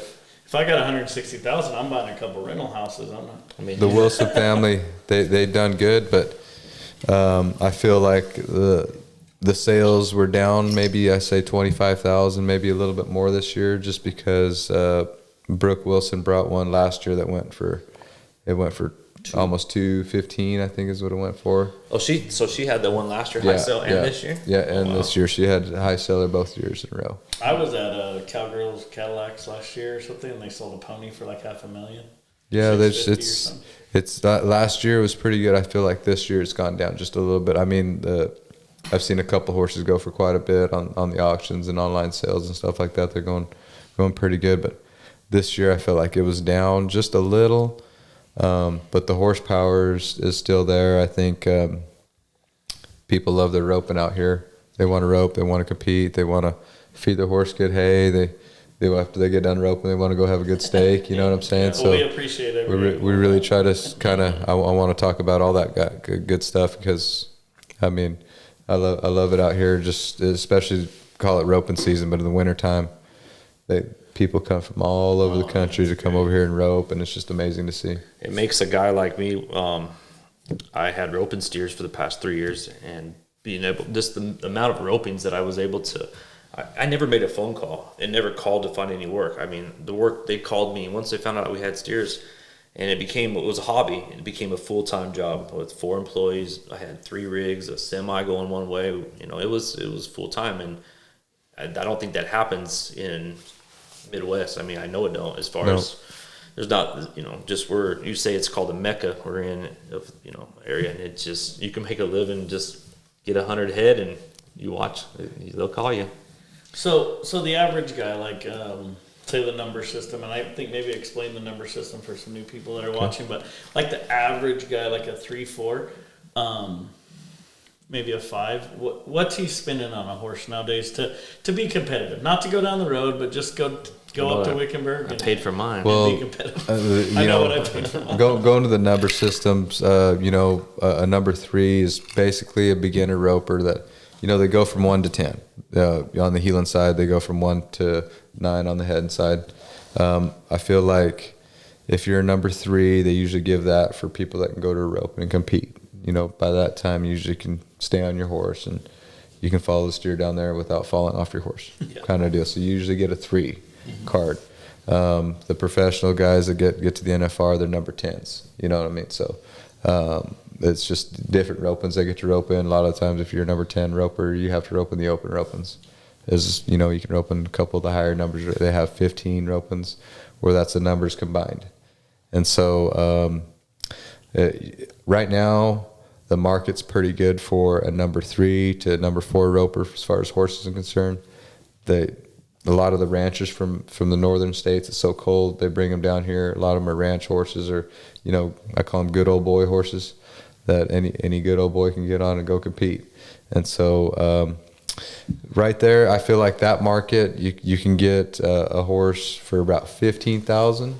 You can go and compete on, and it's kind of the lower number opens. But if you're wanting something, you can go to Rancho Rio and try to win, $20,000-$30,000 on that thing. You're going to need a little step up in horsepower. You're going to need some with speed, some agility, something that's got a good mind that can take a handful of runs of steers running that speed. And like I said, those are going to be more. You're looking for 25 to, what did that? I guess it was 160. 160 at the sale. Mm-hmm. The one that went for 160 at the sale last week. Pretty damn nice horse. You can take that one and compete. All at Rancho Rio, downtown arena, all the big ropings out here. I bring up those arenas in particular because they have fast cattle. They usually they have so many teams. They'll have 800, 900, 60. Rancho Rio had 1,600 teams. Last winter it would have truck roping, but if they have a little faster cattle, it's you can sort through the teams faster that way. Like they drop like flies whenever the steers are faster, and you can see the guys, say a number 3 or number 4, that got a better rope horse than the rest of them, because they're able to catch and compete. You'll see a couple of them guys that will completely get outrun. Yeah. They'll nod their head and the steer will outrun them. Well, they're going to need a little more horse. That's kind of where that $50,000 price range comes in. You're going to get a good-looking horse, long mane, long tail. It's going to have pedigree. It might have been something that somebody used or won something, and it's got a history to it. Like I had when we were looking for me, I had a list, and it just took some time. But there's certain things that you want in one, and that was one of them. The one that's already been kind of bomb-proof for a guy like me. That. What did you spend for that horse? 25. That's you can find a nice head horse, heel horse for that price range. I feel like that's a good number, and you've seen them at some of them ropings. They go on up. Yeah, for sure. You've seen some of them horses that they spend $100,000 for, that are just, there's not a hair out of place. They're just, and they work good, and then people are able. They go to Rancho Rio. They're competing against the best ropers across the country. They have a horse that's maybe better than the rest of them. Now you can really compete and win some money on that thing, because even the swagger of you feeling like it might not be the very best horse in place, but you feel like, man, I got it. Like when we go play golf, you know what it look like, you gotta look at. You kind of have that swagger. You do a little better. Yeah, I have a real good friend of mine that actually owns a feedlot, and he bought a horse from Levi Simpson, paid $40,000 for this horse, and I'm talking about this horse took him to the next level. Yeah, a machine, right? Like a machine. Like it literally was from Monday to Tuesday. He was riding a horse on Monday. Yeah.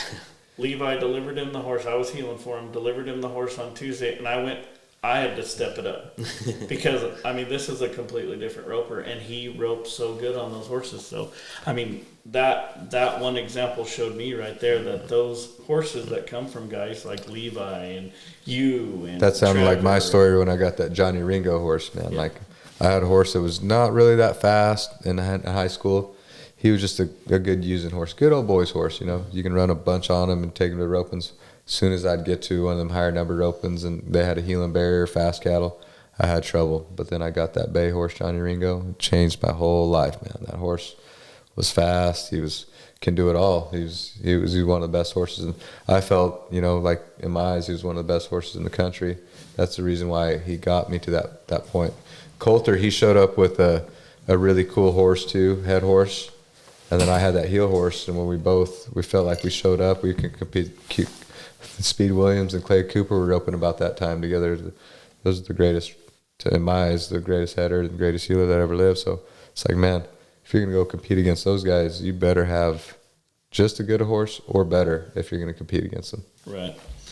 Yeah, and kind of to backtrack a little bit, we touched on Wickenburg. I'm gonna say Tayos. You got to throw Tayos' name out there. I mean, if it was up to me and I ran Wickenburg, I'd just give him the key because he's the mayor, isn't he? He should be. If Should he's be. not, he should be.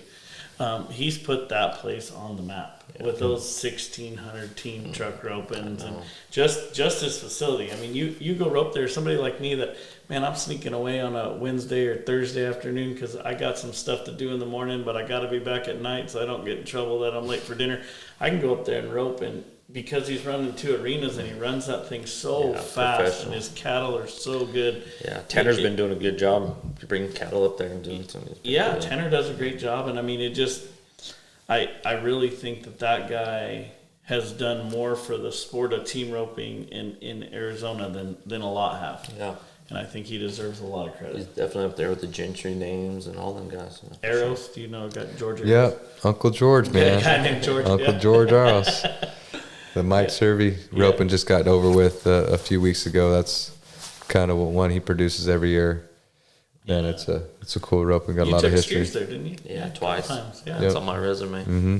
Yeah, I remember you called me the first time you were taking them to make sure I knew that you were taking them there. Yeah, that's pretty cool. That was cool, man. Little flex in action. Yeah. I got a call and Cesar's like, "You want to do this?" And I was like, "Yeah." He's like, "But we got to buy about 160 head of." We need at least 150 fresh ones. Yeah, that was fun times. So I'll tell you guys something crazy I heard the other day on the feeding side, because we experimented feeding Corrientes a little bit, finishing them off. I didn't like it. I didn't like the product. I didn't think the steaks were big enough for my customers.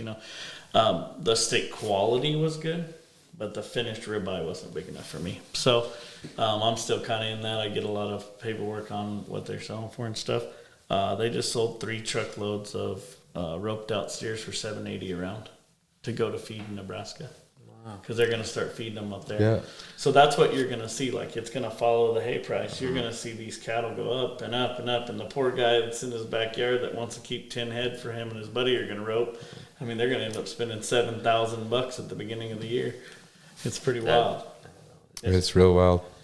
I'm curious to see what the future holds for Arizona, and if we can keep that, that team roping capital of the world title. I feel like I want to say yes. I think we're going to be all right. Cowboys are pretty tough. They're pretty agile. When the COVID hit, there was ropings over there. My buddy Ray Siggins, he wasn't gonna stop for COVID. We had ropings. Friday night lights is what he called them deals, and he'd have team ropers all night out there jackpotting. Well, I mean, to your point, I mean, what did the World Series just said? Well, just video it and send it to us. Yeah, but a guy like me that at So the time smart. I had 350 head, everything stopped. Well, what do? So I fed these things for like 6 more months, and then finally he's kind of opened up. So I find a guy that was willing to have one. I sent 15 head or whatever it was, just to make a little bit. But luckily I didn't sell them. When it fired back up, it was crazy. I guess all that COVID money was going on at that time, and these ropings were just. I had to keep buying them at that point. Well, I think everybody was just stuck in the house. Yeah, everybody was stuck in the house. Rope, for So sure. as soon as they let the gates open, it didn't matter what you were doing. Yeah. I mean, if you're roping or whatever, playing checkers, I mean, these people. The cowboy culture stuck together, I think, right about that time, and it's funny because Yellowstone was coming on about that time. So when we were in the house, we were watching Yellowstone, and then we got outside. We wanted to be cowboy now. Let's go out there and go rope something. Let's go ride a horse Or around. go to the bar to get a fight. Yeah. What do you guys think about that? Like, I hear some flack on it. People give it, say, oh, that's bad for the cowboy images for that. Me personally, I think it's great, especially because the couple episodes back when Beth Dutton said everybody should raise and slaughter their own beef, I think that's the greatest idea in the world. I'm rather partial to that idea, but I think that those kind of shows are great. I think so too, man. They had roping on there one time. They had cut and stuff. I just shoot was on there. I just feel like they just they're just showing the cowboy like what we're doing nowadays. It's kind of modern. The cutting and cow horse industries is huge, and team roping industry is huge. I just feel like they did a good job, kind of showing what the Cowboys are doing nowadays. Of metallic Metallic cat. cat, They actually, that was cool that they did that for that guy, and that was cool. Didn't that guy Sheridan? Didn't he buy the 6s? Yeah, Yeah, he bought the 6s, I guess. Like a Very good horses out there. ridiculous Very amount good of money. horses out there. Yeah. What do you think right now is the best stud going? Man, Metallic Cat's number one, I believe. I'm pretty partial to Frenchman's Guy just because I spent a lot of time with Bill Myers. Yeah. He's a good So is friend of mine. Brandon. Yeah, he's Love the ladies. I feel like those it goes back to Sunfrost and stuff like that. The old school foundation bred horse, like they're just badass. Tough, hardy. Like Mr. Bill's got it's kind of like a science how he's got it broke down for the breeding program there, but he really tries to look at the horse's back, their neck, and say if a mare's got a little bit longer back, he's got some really pretty studs that got a little bit shorter back, so he'll put them with that mare. Next thing you know, the colt, beautiful. And so he's really cornered that side of it, just because now you see he's going in. It was just barrel horses, because the barrel racers he sells his colts for $100,000. You know what I mean? He sells it for very expensive, the Frenchman's Guy colts.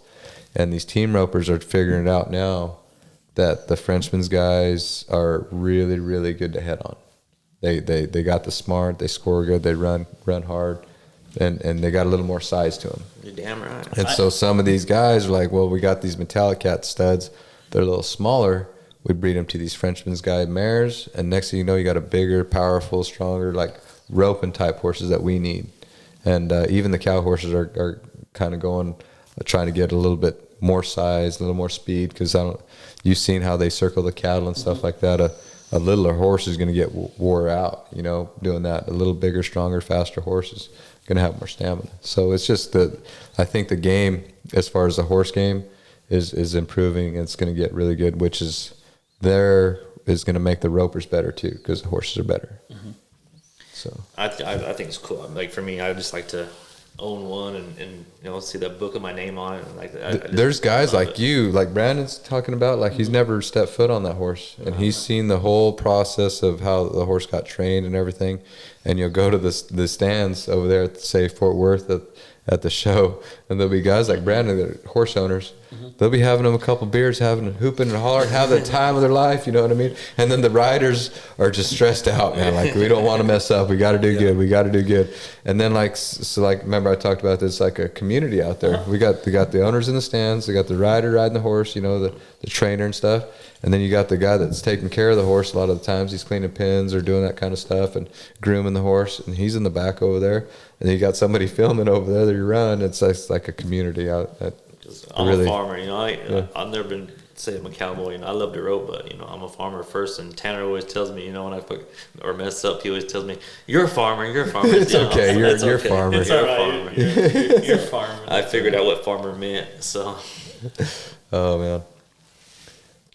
But, we got a question from the audience, a guy, Juan Corral, you know Juan. I know Juan real well. Juan helped me drive several miles 1 year. Me and Tanner Baldwin, actually. Yeah. But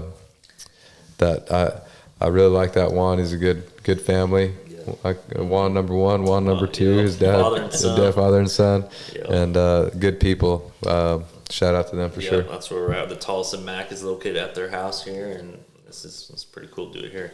He had a question of what miss in your career still haunt you, you still think about, dang. Man, there's a couple, and I got to go to the NFR on two separate occasions with two different partners. But Coulter Todd and I, we won Reserve World title in 2007. They don't give anything away. It's just kind of sad a little bit. It's just kind of for a first loser, I guess. Man. But so Coulter and I, we went out of the round. The average, the first round. I come around there and I healed my steer good, but I lost my rope, and that one kind of haunts me, because if we'd have just stayed in the, if I could have just kept a leg, dallied, the end of my rope and kept a leg, we'd have stayed in the average a little deeper, and that would have been enough to the gold buckle. And then me and Begay, we had a really good chance, and I believe it was 2013, had a really good chance, and we were deep in the average all the way through, Had a few mistakes, but we're still up there in the average the way we wanted to. Had a couple placed deep in a couple day money, so we're winning right along where we need to do. Come to about round 8, and we drew a pretty damn good steer. Begay gets it on him, but when the head loop goes on, the steer kind of wants to get a little heavy, and I threw a trap. What I call it, a trap, just a loop out in front of the feet, and they usually walk in almost like a Brandon loop, and when I did, the steer stepped on it with his dew claw, and he had it between his dew claw there and was hopping with it. One jump, and I thought, man, I'll take a leg. Yeah, so I went to the horn, I dallied, and I kind of went to back the horse up a little bit. Sucker just kind of jumped up and kicked my rope back at me. No time, went out of the average, and that kind of ruined our gold buckle charge there. So we talked earlier, I roped for Miles over there in Texas, and I roped him, and Miles missed, and we rode out of the arena, and I just smiled. I mean, I was happy to be able to rope Miles, even though in my mind I had already won the rope, and as soon as I seen the bee on the jaw, I said, man, I drew the healer over here. I already won, But riding down the arena, I wasn't too upset. I just on to the next one, and of course, though, I wasn't paying my bills going down the road. So when you miss one like that, whether NFR, Pendleton, Cheyenne, wherever you are, you just ride out of the arena smiling, or you ride out of the arena beating yourself up? Is your header upset? I've seen Brandon's seen me. I've seen him at the trailer. I still don't take losing very good. It's just hard for me. I guess it was just a fear of, like, if I miss, I got to go back. I got to go home. I got to go back to Tucson. I don't, I got to go back to my mom's house. You know what I mean? I don't. It's like I always had that fear. I don't want to go back, man. You know what I mean? I don't. And so, like, that was always something, but it was almost like a motivation that I didn't want to go back. But here, the last few years, I had to slow down just because mentally, man, it got real hard when I'm gone and I'm not around my boys and not able to help pay the bills because I'm not winning at the rodeo. I just missed to win some money. The drive to the next rodeo were just like, mentally, you know what I mean? The thoughts that were going through my head were not good thoughts. I'm a bad dad, I'm a shitty husband, all this stuff that shouldn't be thinking about. Just kind of mentally just got me down, and like I was almost not able to really recover from it. I'd go the next day and I'd still be thinking about the past shot. I'm like, man, you got to get over that shit. I didn't even tell myself, it's time to heal one today. Right. But then I just feel like I'm called home now the last few years, especially because my boys are getting so big so fast. My 12-year-old, I almost didn't recognize him, a few years ago. Right now he's 12 and he's taller than me. Like he's a big kid, strong kid. He's roping. Like since I've been home the last few years, he's kind of really picked up and kind of wanted to be out there and rope more. And I just feel like maybe because I'm out there helping him and encouraging it. Like when I was a kid, I hung out with my grandpa a lot. He was around his horses, and I call my grandpa Dad, because my real dad wasn't there at a tough time in my life when I was younger, and I needed a dad, so I called my grandfather Dad. And when my stepdad stepped in, that was I really needed that because my stepdad helped bring a little more extra money, and now we got to go to the junior rodeos on the weekend, and I could show up with my stepdad. So that was kind of how we bonded, you know what I mean? Because he worked his butt off. My mom. She's a nurse and she was going to school and trying to get better, so I didn't really get to see my parents, during the day. I'd come home from school, they were still at work. I'd see my mom, she got out of work at 5 or 6. My dad, same thing. So all day I wasn't around, but I was around my grandparents. My grandpa Victor Aros and my grandma Yolanda. My grandma made the best Mexican food. Still, I have a hard time eating any Mexican food. It's not as good as my grandma's, and my grandfather kept me like just grounded as far as like being humble about it. Like you're roping, like you don't need to boast about how much money you want or how good you are. Show me, like let's saddle up out here. You're going to roping. Show me how good you are. Yeah. I really appreciate that about it. That's kind of the old school mentality, right? Like let's not talk about it. Let's be about it. Yeah. The stepdads have, I would say, a lot to do with a lot of people's lives. Jason Williams is my stepdad, and I wouldn't probably know you or have anything to do with the horse, or I didn't grow up with the horse and none of that stuff. Jason came into my life when I was about a freshman in high school. We started roping then, and him and mom got divorced, and then I went back back with him and about 5 years ago when we started roping. Then I met you and everything. Do you think all that of it. the horse kind of kept when he introduced you to the horse, that kept you always wanting to rope and stuff like that? That's kind of what I try to at the roping schools or talk to people about. Like, the horses are God's creation. They're magical creatures. For sure. I talk about horses don't lie. You know what I mean? Like, if you say this horse is good and this horse is this, that, and he don't buck or nothing, and you get on the horse and bucks your ass off, he's died dead. The horses don't lie. Yeah, he didn't listen to you say what. So that's I hang out with them all the time and daily. You know, I'm around horses and just kind of want to be around them and a lot. I just like their spirit. You know, just kind of how they are. Yeah. Who in Arizona, and we'll just keep it to Arizona, but who in Arizona do you think was the best guy to never kind of go down the road? Like the best roper, like, because I mean, some guys are really good. I mean, I can talk about a guy, a bullfighter named Jeff Kodza. I think many times he could have made it to the NFR. He's from Globe. He was so smooth, like Joe Bumgardner, in and out and just easy, but he had a job and he had a family and things he had to take care of, and he had to stay home and work, you know. So who do you think maybe was one of the best guys that never got to go? Man, I'm always around these young guys and stuff, but I mentioned Michael Camelot. You know, his cousin Anthony Camelot. Mm-hmm. He did go just a little bit, but he didn't travel enough. Like, he kind of wanted to be home. He kind of had a kid early, and just never really wanted to travel a whole lot. And I think that's what happens to the guys that rope really good, especially around here.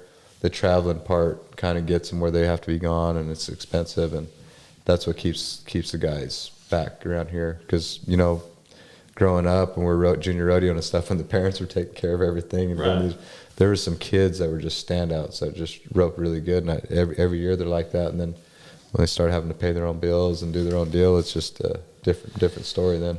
Yeah, and along the lines of paying the bill, I mean, you know, a guy wants to go start roping, like say Little Mike. He wants to go roping, and he's really wanting to gather these sponsors. And guys like me and Brandon and you, and I mean, we know what this kid's all about. But does Cinch know what he's about, or does, you know, Wrangler know what he's about, or something like that? They should. They should.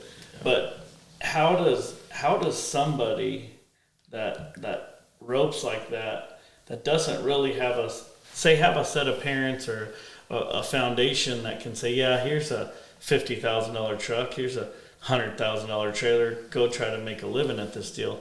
Is it real super hard for them guys to get in front of the right sponsors? And if they get in front of the right sponsors, do the sponsors truly take care of you? Because, you know, you see guys and you know, they've got all these sponsors all over their shirts. Well, you would think this guy, before he gets to the rodeo, made $100,000 as many sponsors are on his shirt.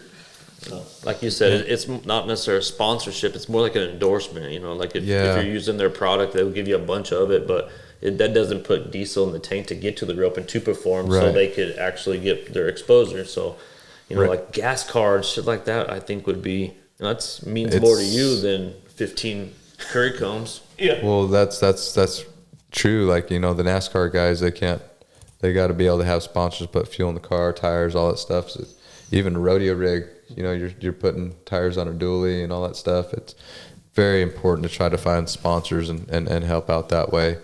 And I think nowadays with the social media stuff, I think if you're a young guy and you don't really have the backers or the sponsors, you really need to get on that social media, and you need to kind of you need to get yourself out there more. You need to post videos and then tag some of the sponsors in there, and they kind of like that stuff. But mainly they need to get around guys like yourselves that like roping, that are into it, and they can get around you and rope with you a little bit, and they'll wear your company's patch. And I'll be the first one to tell you. I mean, you know, when we first met, the coolest thing in the world, Cesar did a cruise in my arena, and you know, that's my thing. You know, I loved it, and we became friends over time, and now we're doing podcasts together. You know what I mean? So to be able to actually, you know, meet you guys and know that you guys are human like us, and can come and help us, get to better, and it works out. Is there like a, because like a UFC fighter signs, and then he signs because he has an agent, and the agent goes in and does the work with Dana, and they, go through the whole thing. Is there sports agents for you guys? Like, there's can you hire an agent? Here recently, when the Americans started kind of coming around, I guess it's been about 10 years now, I started noticing there's some cowboys and cowgirls with some agents. And they hire social media people to, post stuff for them and kind of keep the sponsors happy that way. But I feel like if, to answer your question earlier, if you're a young guy wanting to get out there and you want to go rodeo but don't have enough money, you need to get out to. So, for example, my good friend Junior's on Browno. I helped him out with a job in Wickenburg, and these people do a lot of the show stuff too. And he's got one good horse. He's got a couple good horses, but he needs a little help in the horse department with his horses that he's needing to ride are $100,000 horses. These people raise them. He's helping them out, training them and stuff. And they told him this summer, if you want to go rodeo, there's a couple good horses we're leaving down here, and you can take them. And those horses are $150,000 horses. They're $100,000 horses. They're really nice animals, and now he's got an advantage because he didn't have to go out of his pocket and spend that much money for them horses. He just kind of had to go and show a little effort, a little work, and that showed the people that he'll take good care of them, and then they'll help him out that way. And eventually, might find some guys that maybe, because when I was rodeoing, I had a field card, which is very helpful and stuff. And like I said, toward the end of my rodeo career, the sponsors weren't just quite there enough, and I couldn't see myself. I had a mortgage, I had a wife, 3 kids. I'm not doing it like I was before when I didn't have a family, and it was just me and my camper and 2 horse, and we're just going down the road. Yeah, you know what I mean? No big deal. It's just me. I can live on beef jerky, man. I don't need much. You know what I mean? Just a boiled egg, a hard boiled egg, and the beef jerky. That's all day energy right there. That's nothing but protein, man. Right. I'm good to go. But it's like you're gonna have to get around. Certain people. If you're wanting to get to the top, you got to get around the best people. So it's the networking. Yes, yeah, and Junior's also rookie of the year. I mean, he's very talented roper, very talented roper. But his next step is he's done with the rookie of the year now. Now he's wanting to make the national finals rodeo. Yes, sir. Well, that's another step in itself. We need to load your trailer up with the best horses in the world that you possibly can find, and now you have a chance to compete against Caleb Driggers and Junior Noguera, who's got the I think some of the best horses going right now, so. Because I'm sure there's plenty of rookies of the year that have never made the NFR. Several, yes. Yeah, several. Because, hell of a jump from one to the next. You see these guys in the college combines. I mean, and they show out amazing, and then they have horrible NFL. The game moves faster, the pro level. Right. Everything's just faster. Steers are faster, everything. Just like the bulls, everything's faster. You go into the barrel race and the girls are faster. You know what I mean? It's just everything's faster. Yeah, if you go back to the PBR and talk about that for a second, those guys, I mean, their sponsors, obviously Monsters everywhere, but AT&T, DeWalt, WSM Auctions, big time sponsors, huge sponsors. Yeah. But DeWalt, who would have ever thought DeWalt tools would want to sponsor a rodeo event? But if you take the rodeo event out of it, it's just like they're sponsoring. Yeah, they're just buying TV time. Like how you were saying, the export guys are buying water. It's just it's all a game. So talking about Junior's horse, one of the best horses going.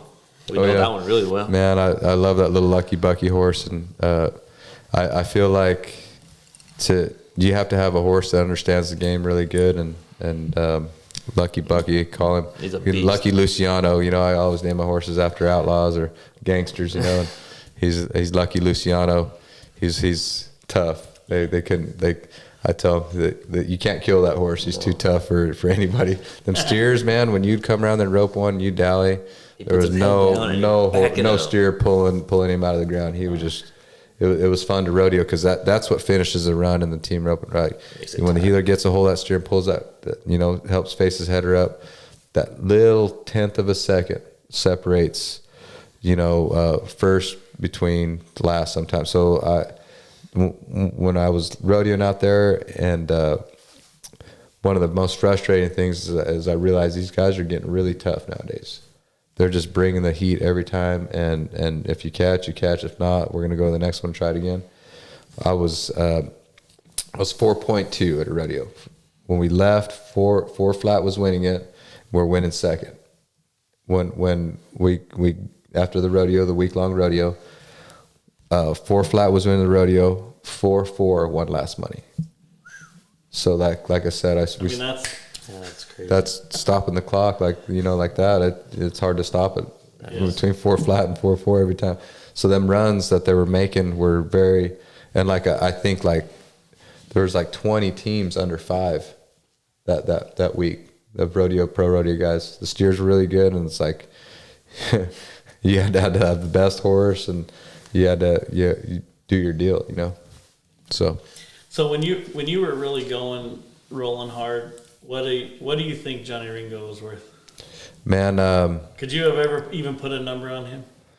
No, well, I did one time, and Dean Tufton was buying heel horses at that time. It was 2007. It was after my first NFR. He'd come up to me. He says, "What do you want for that bay horse?" And I says, "Shoot, I can't sell him." He said, "Price him." I said, $150,000. He says, "You healers nowadays with your heel horse want too much money for him." and so it wasn't about a week later he bought Rich Skelton's heel horse, Chili Dog, and that's what he spent 160 or some shit like that, 150s, something like that. Yeah. And I'm glad he didn't went ahead and throw that money out there, because I probably would have told him no. Yeah. I really love that horse. He's pretty funny. Like, you can be drinking like this, whatever, anything. He'd take a sip out of anything, but especially sweet tea. So you put sweet tea in your cup, and you'd be drinking it, and you kind of halfway let him smell it. He'd start licking it like a dog. You can kind of pour it, and he's just lick it up like a little dog. He's my buddy, man. And one of your boys rides him now? My 7-year-old. He don't let any of his brothers ride him. He gets mad when his brothers want to ride him, but yeah, he runs barrels on him, pulls men, and that's one thing I didn't know that he could do so good.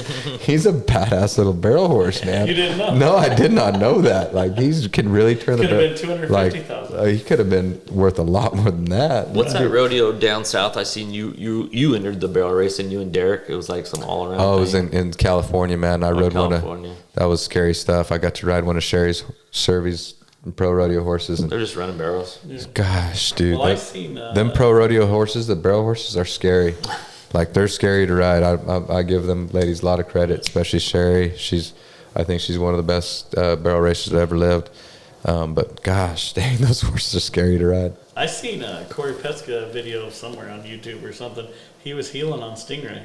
Oh yeah, that's what I like about Sherry. She's cowgirl, she's man. She's pretty cowgirl. Oh man, she's cowgirl. Like, she when her horses weren't working the way she wanted them to, and they were maybe had a little bit too much energy, go ahead, here, put a team rope and saddle on it, boys. Go ahead and rope on it a little bit. And that was like, I give her so much respect after that. It's like, because she said once you would rope on the horse a little bit, it was actually fun for the horse to chase something for a little bit, to take their mind off the barrel race, and it kind of get them working a little bit, better, more on their hind end a little bit, because they head horse, heel horse, they got to get down to their hind end and work. And so she would say, like, that's what she wanted when she go run barrels on them. They just drag their butt around the barrels. So do you think there's something to that? Like, I know just like my heel horses, if I just go from my house to the practice pen, my house to the practice pen, every day back and forth to the practice, I don't gain anything. It's like, it seems like my horse gets worse and worse. But when it comes like branding season, like right now we're branding a bunch of calves down there by Yuma, and man, I take my heel horse out there and we brand in the pen all day. Man, she's a dream to ride in the roping arena. I mean, she just gets her mind right, and I don't know. I always say that what I always tell everybody is, I said, every once in a while these horses got to remember they're a horse. Mm-hmm. Yep. It's like a bucking bull. Yeah. Like any of these guys that are really like top of the game, they turn these bulls out in hundreds and hundreds of acre pastures and let them go be bulls. I mean, the baddest bulls in the world will be out there fighting another baddest bull in the world, seeing who's dominant, because they have to be bulls. So you think there's something to that, just letting them go out and be, like you told me when we had this ranch over here, you said, let them turn them out, let them be cows. We turn them steers out, we'd get them back, and then they'd be, a little fresher for a while, and their feet would be cleaned up a little bit. Yeah, like me personally, I know it sounds wild for a team roper to even to say this, but man, trail riding is so good for them horses. Just to get them out of the arena and just go walk and let them put their head down and travel some country and just let them look at things and just like smells and all that stuff. I got a little mountain right behind my house. I walk around, and it's just pretty neat, you know, just to get them out there, just walk. You don't have to do anything, just too crazy. Just let them move around there. And then it's funny how you take a horse like that. Like I ride a lot of young horses, so if I take them outside and work them out there, maybe lope around a few creosote bushes and mesquite trees and stuff like that, and then I take them to the arena, they feel so much better. But if I'm just in the arena just over and over and over, I found that they get tired of it. Yeah, it kind of burns them out. Yeah, right? Just a little bit. And just change their mind, like do something different, you know, like I'll break away on them, head on them, you know, I'll heel on them, just do something different, just change their mind all up. Real quick about horses, what about Dracula? What's that horse rank in your... Dracula was one of the, man, it was a love-hate relationship with that horse. I went to, we were at a rodeo up in the Northwest, and I just got the horse, and I didn't know him a whole lot. So I went to, he was kind of a hardcore type horse, kind of wanted to go a lot. So I thought, I'm going to give him a little bit of ace, you know, kind of slow him down a little bit. So I was talking to another guy at the same time. I was going to give him just right there in the muscle, no big deal. Well, I don't know when I did it to him, he reached back. I was kind of looking this way. He bit me in the neck, right in the neck, man. And left me the biggest, nastiest hickey you ever seen. Like, it was like. Was that the story you told your wife? Well, I called it right away. I said, "Babe, you will not believe this. You will not." It was the middle of the day. Right now, like all these guys are laughing at me. She can hear them laughing. Like, babe, like I swear, this horse bit me in the neck just now. And so yeah, that's how he got his name, Dracula. I say that because he was a hardcore little horse, man. He tried her. He wasn't very big, but he had a heart the size of Texas. My cousin bought him from Cesar now, and she's breakawaying on him. She's sorting on him. She loves that horse. Like, you should see this horse's stall, and you know, it's the love, man. He finally got that love blanketed. Again. Yeah. She's like a therapist for horses, or you know, she does all that. So let's get massages and all that stuff. She loves that horse, and she lets everybody know she got it from Cesar de la Cruz. It's awesome. Good old Dracula. Shout out to Brandon Adams for that horse. He really helped me out getting down that horse. Cool. Well, I think that's it. I think we gotta let old Cesar get back to Casa Grande. It's a long drive. I'm not going too far. No, I'm not. Definitely thanks to Southwest Farm Services. Yep, Southwest Farm Service. Southwest Farms. They'll deliver hay, state. Yeah. Anywhere in the state. Again, shout out to Crown Royal. Crown Royal, waiting on that call back. John Deere. What's up, John Deere? Still waiting on that call back. I mean, anybody wants to join the sponsorship on this deal, we're all about it.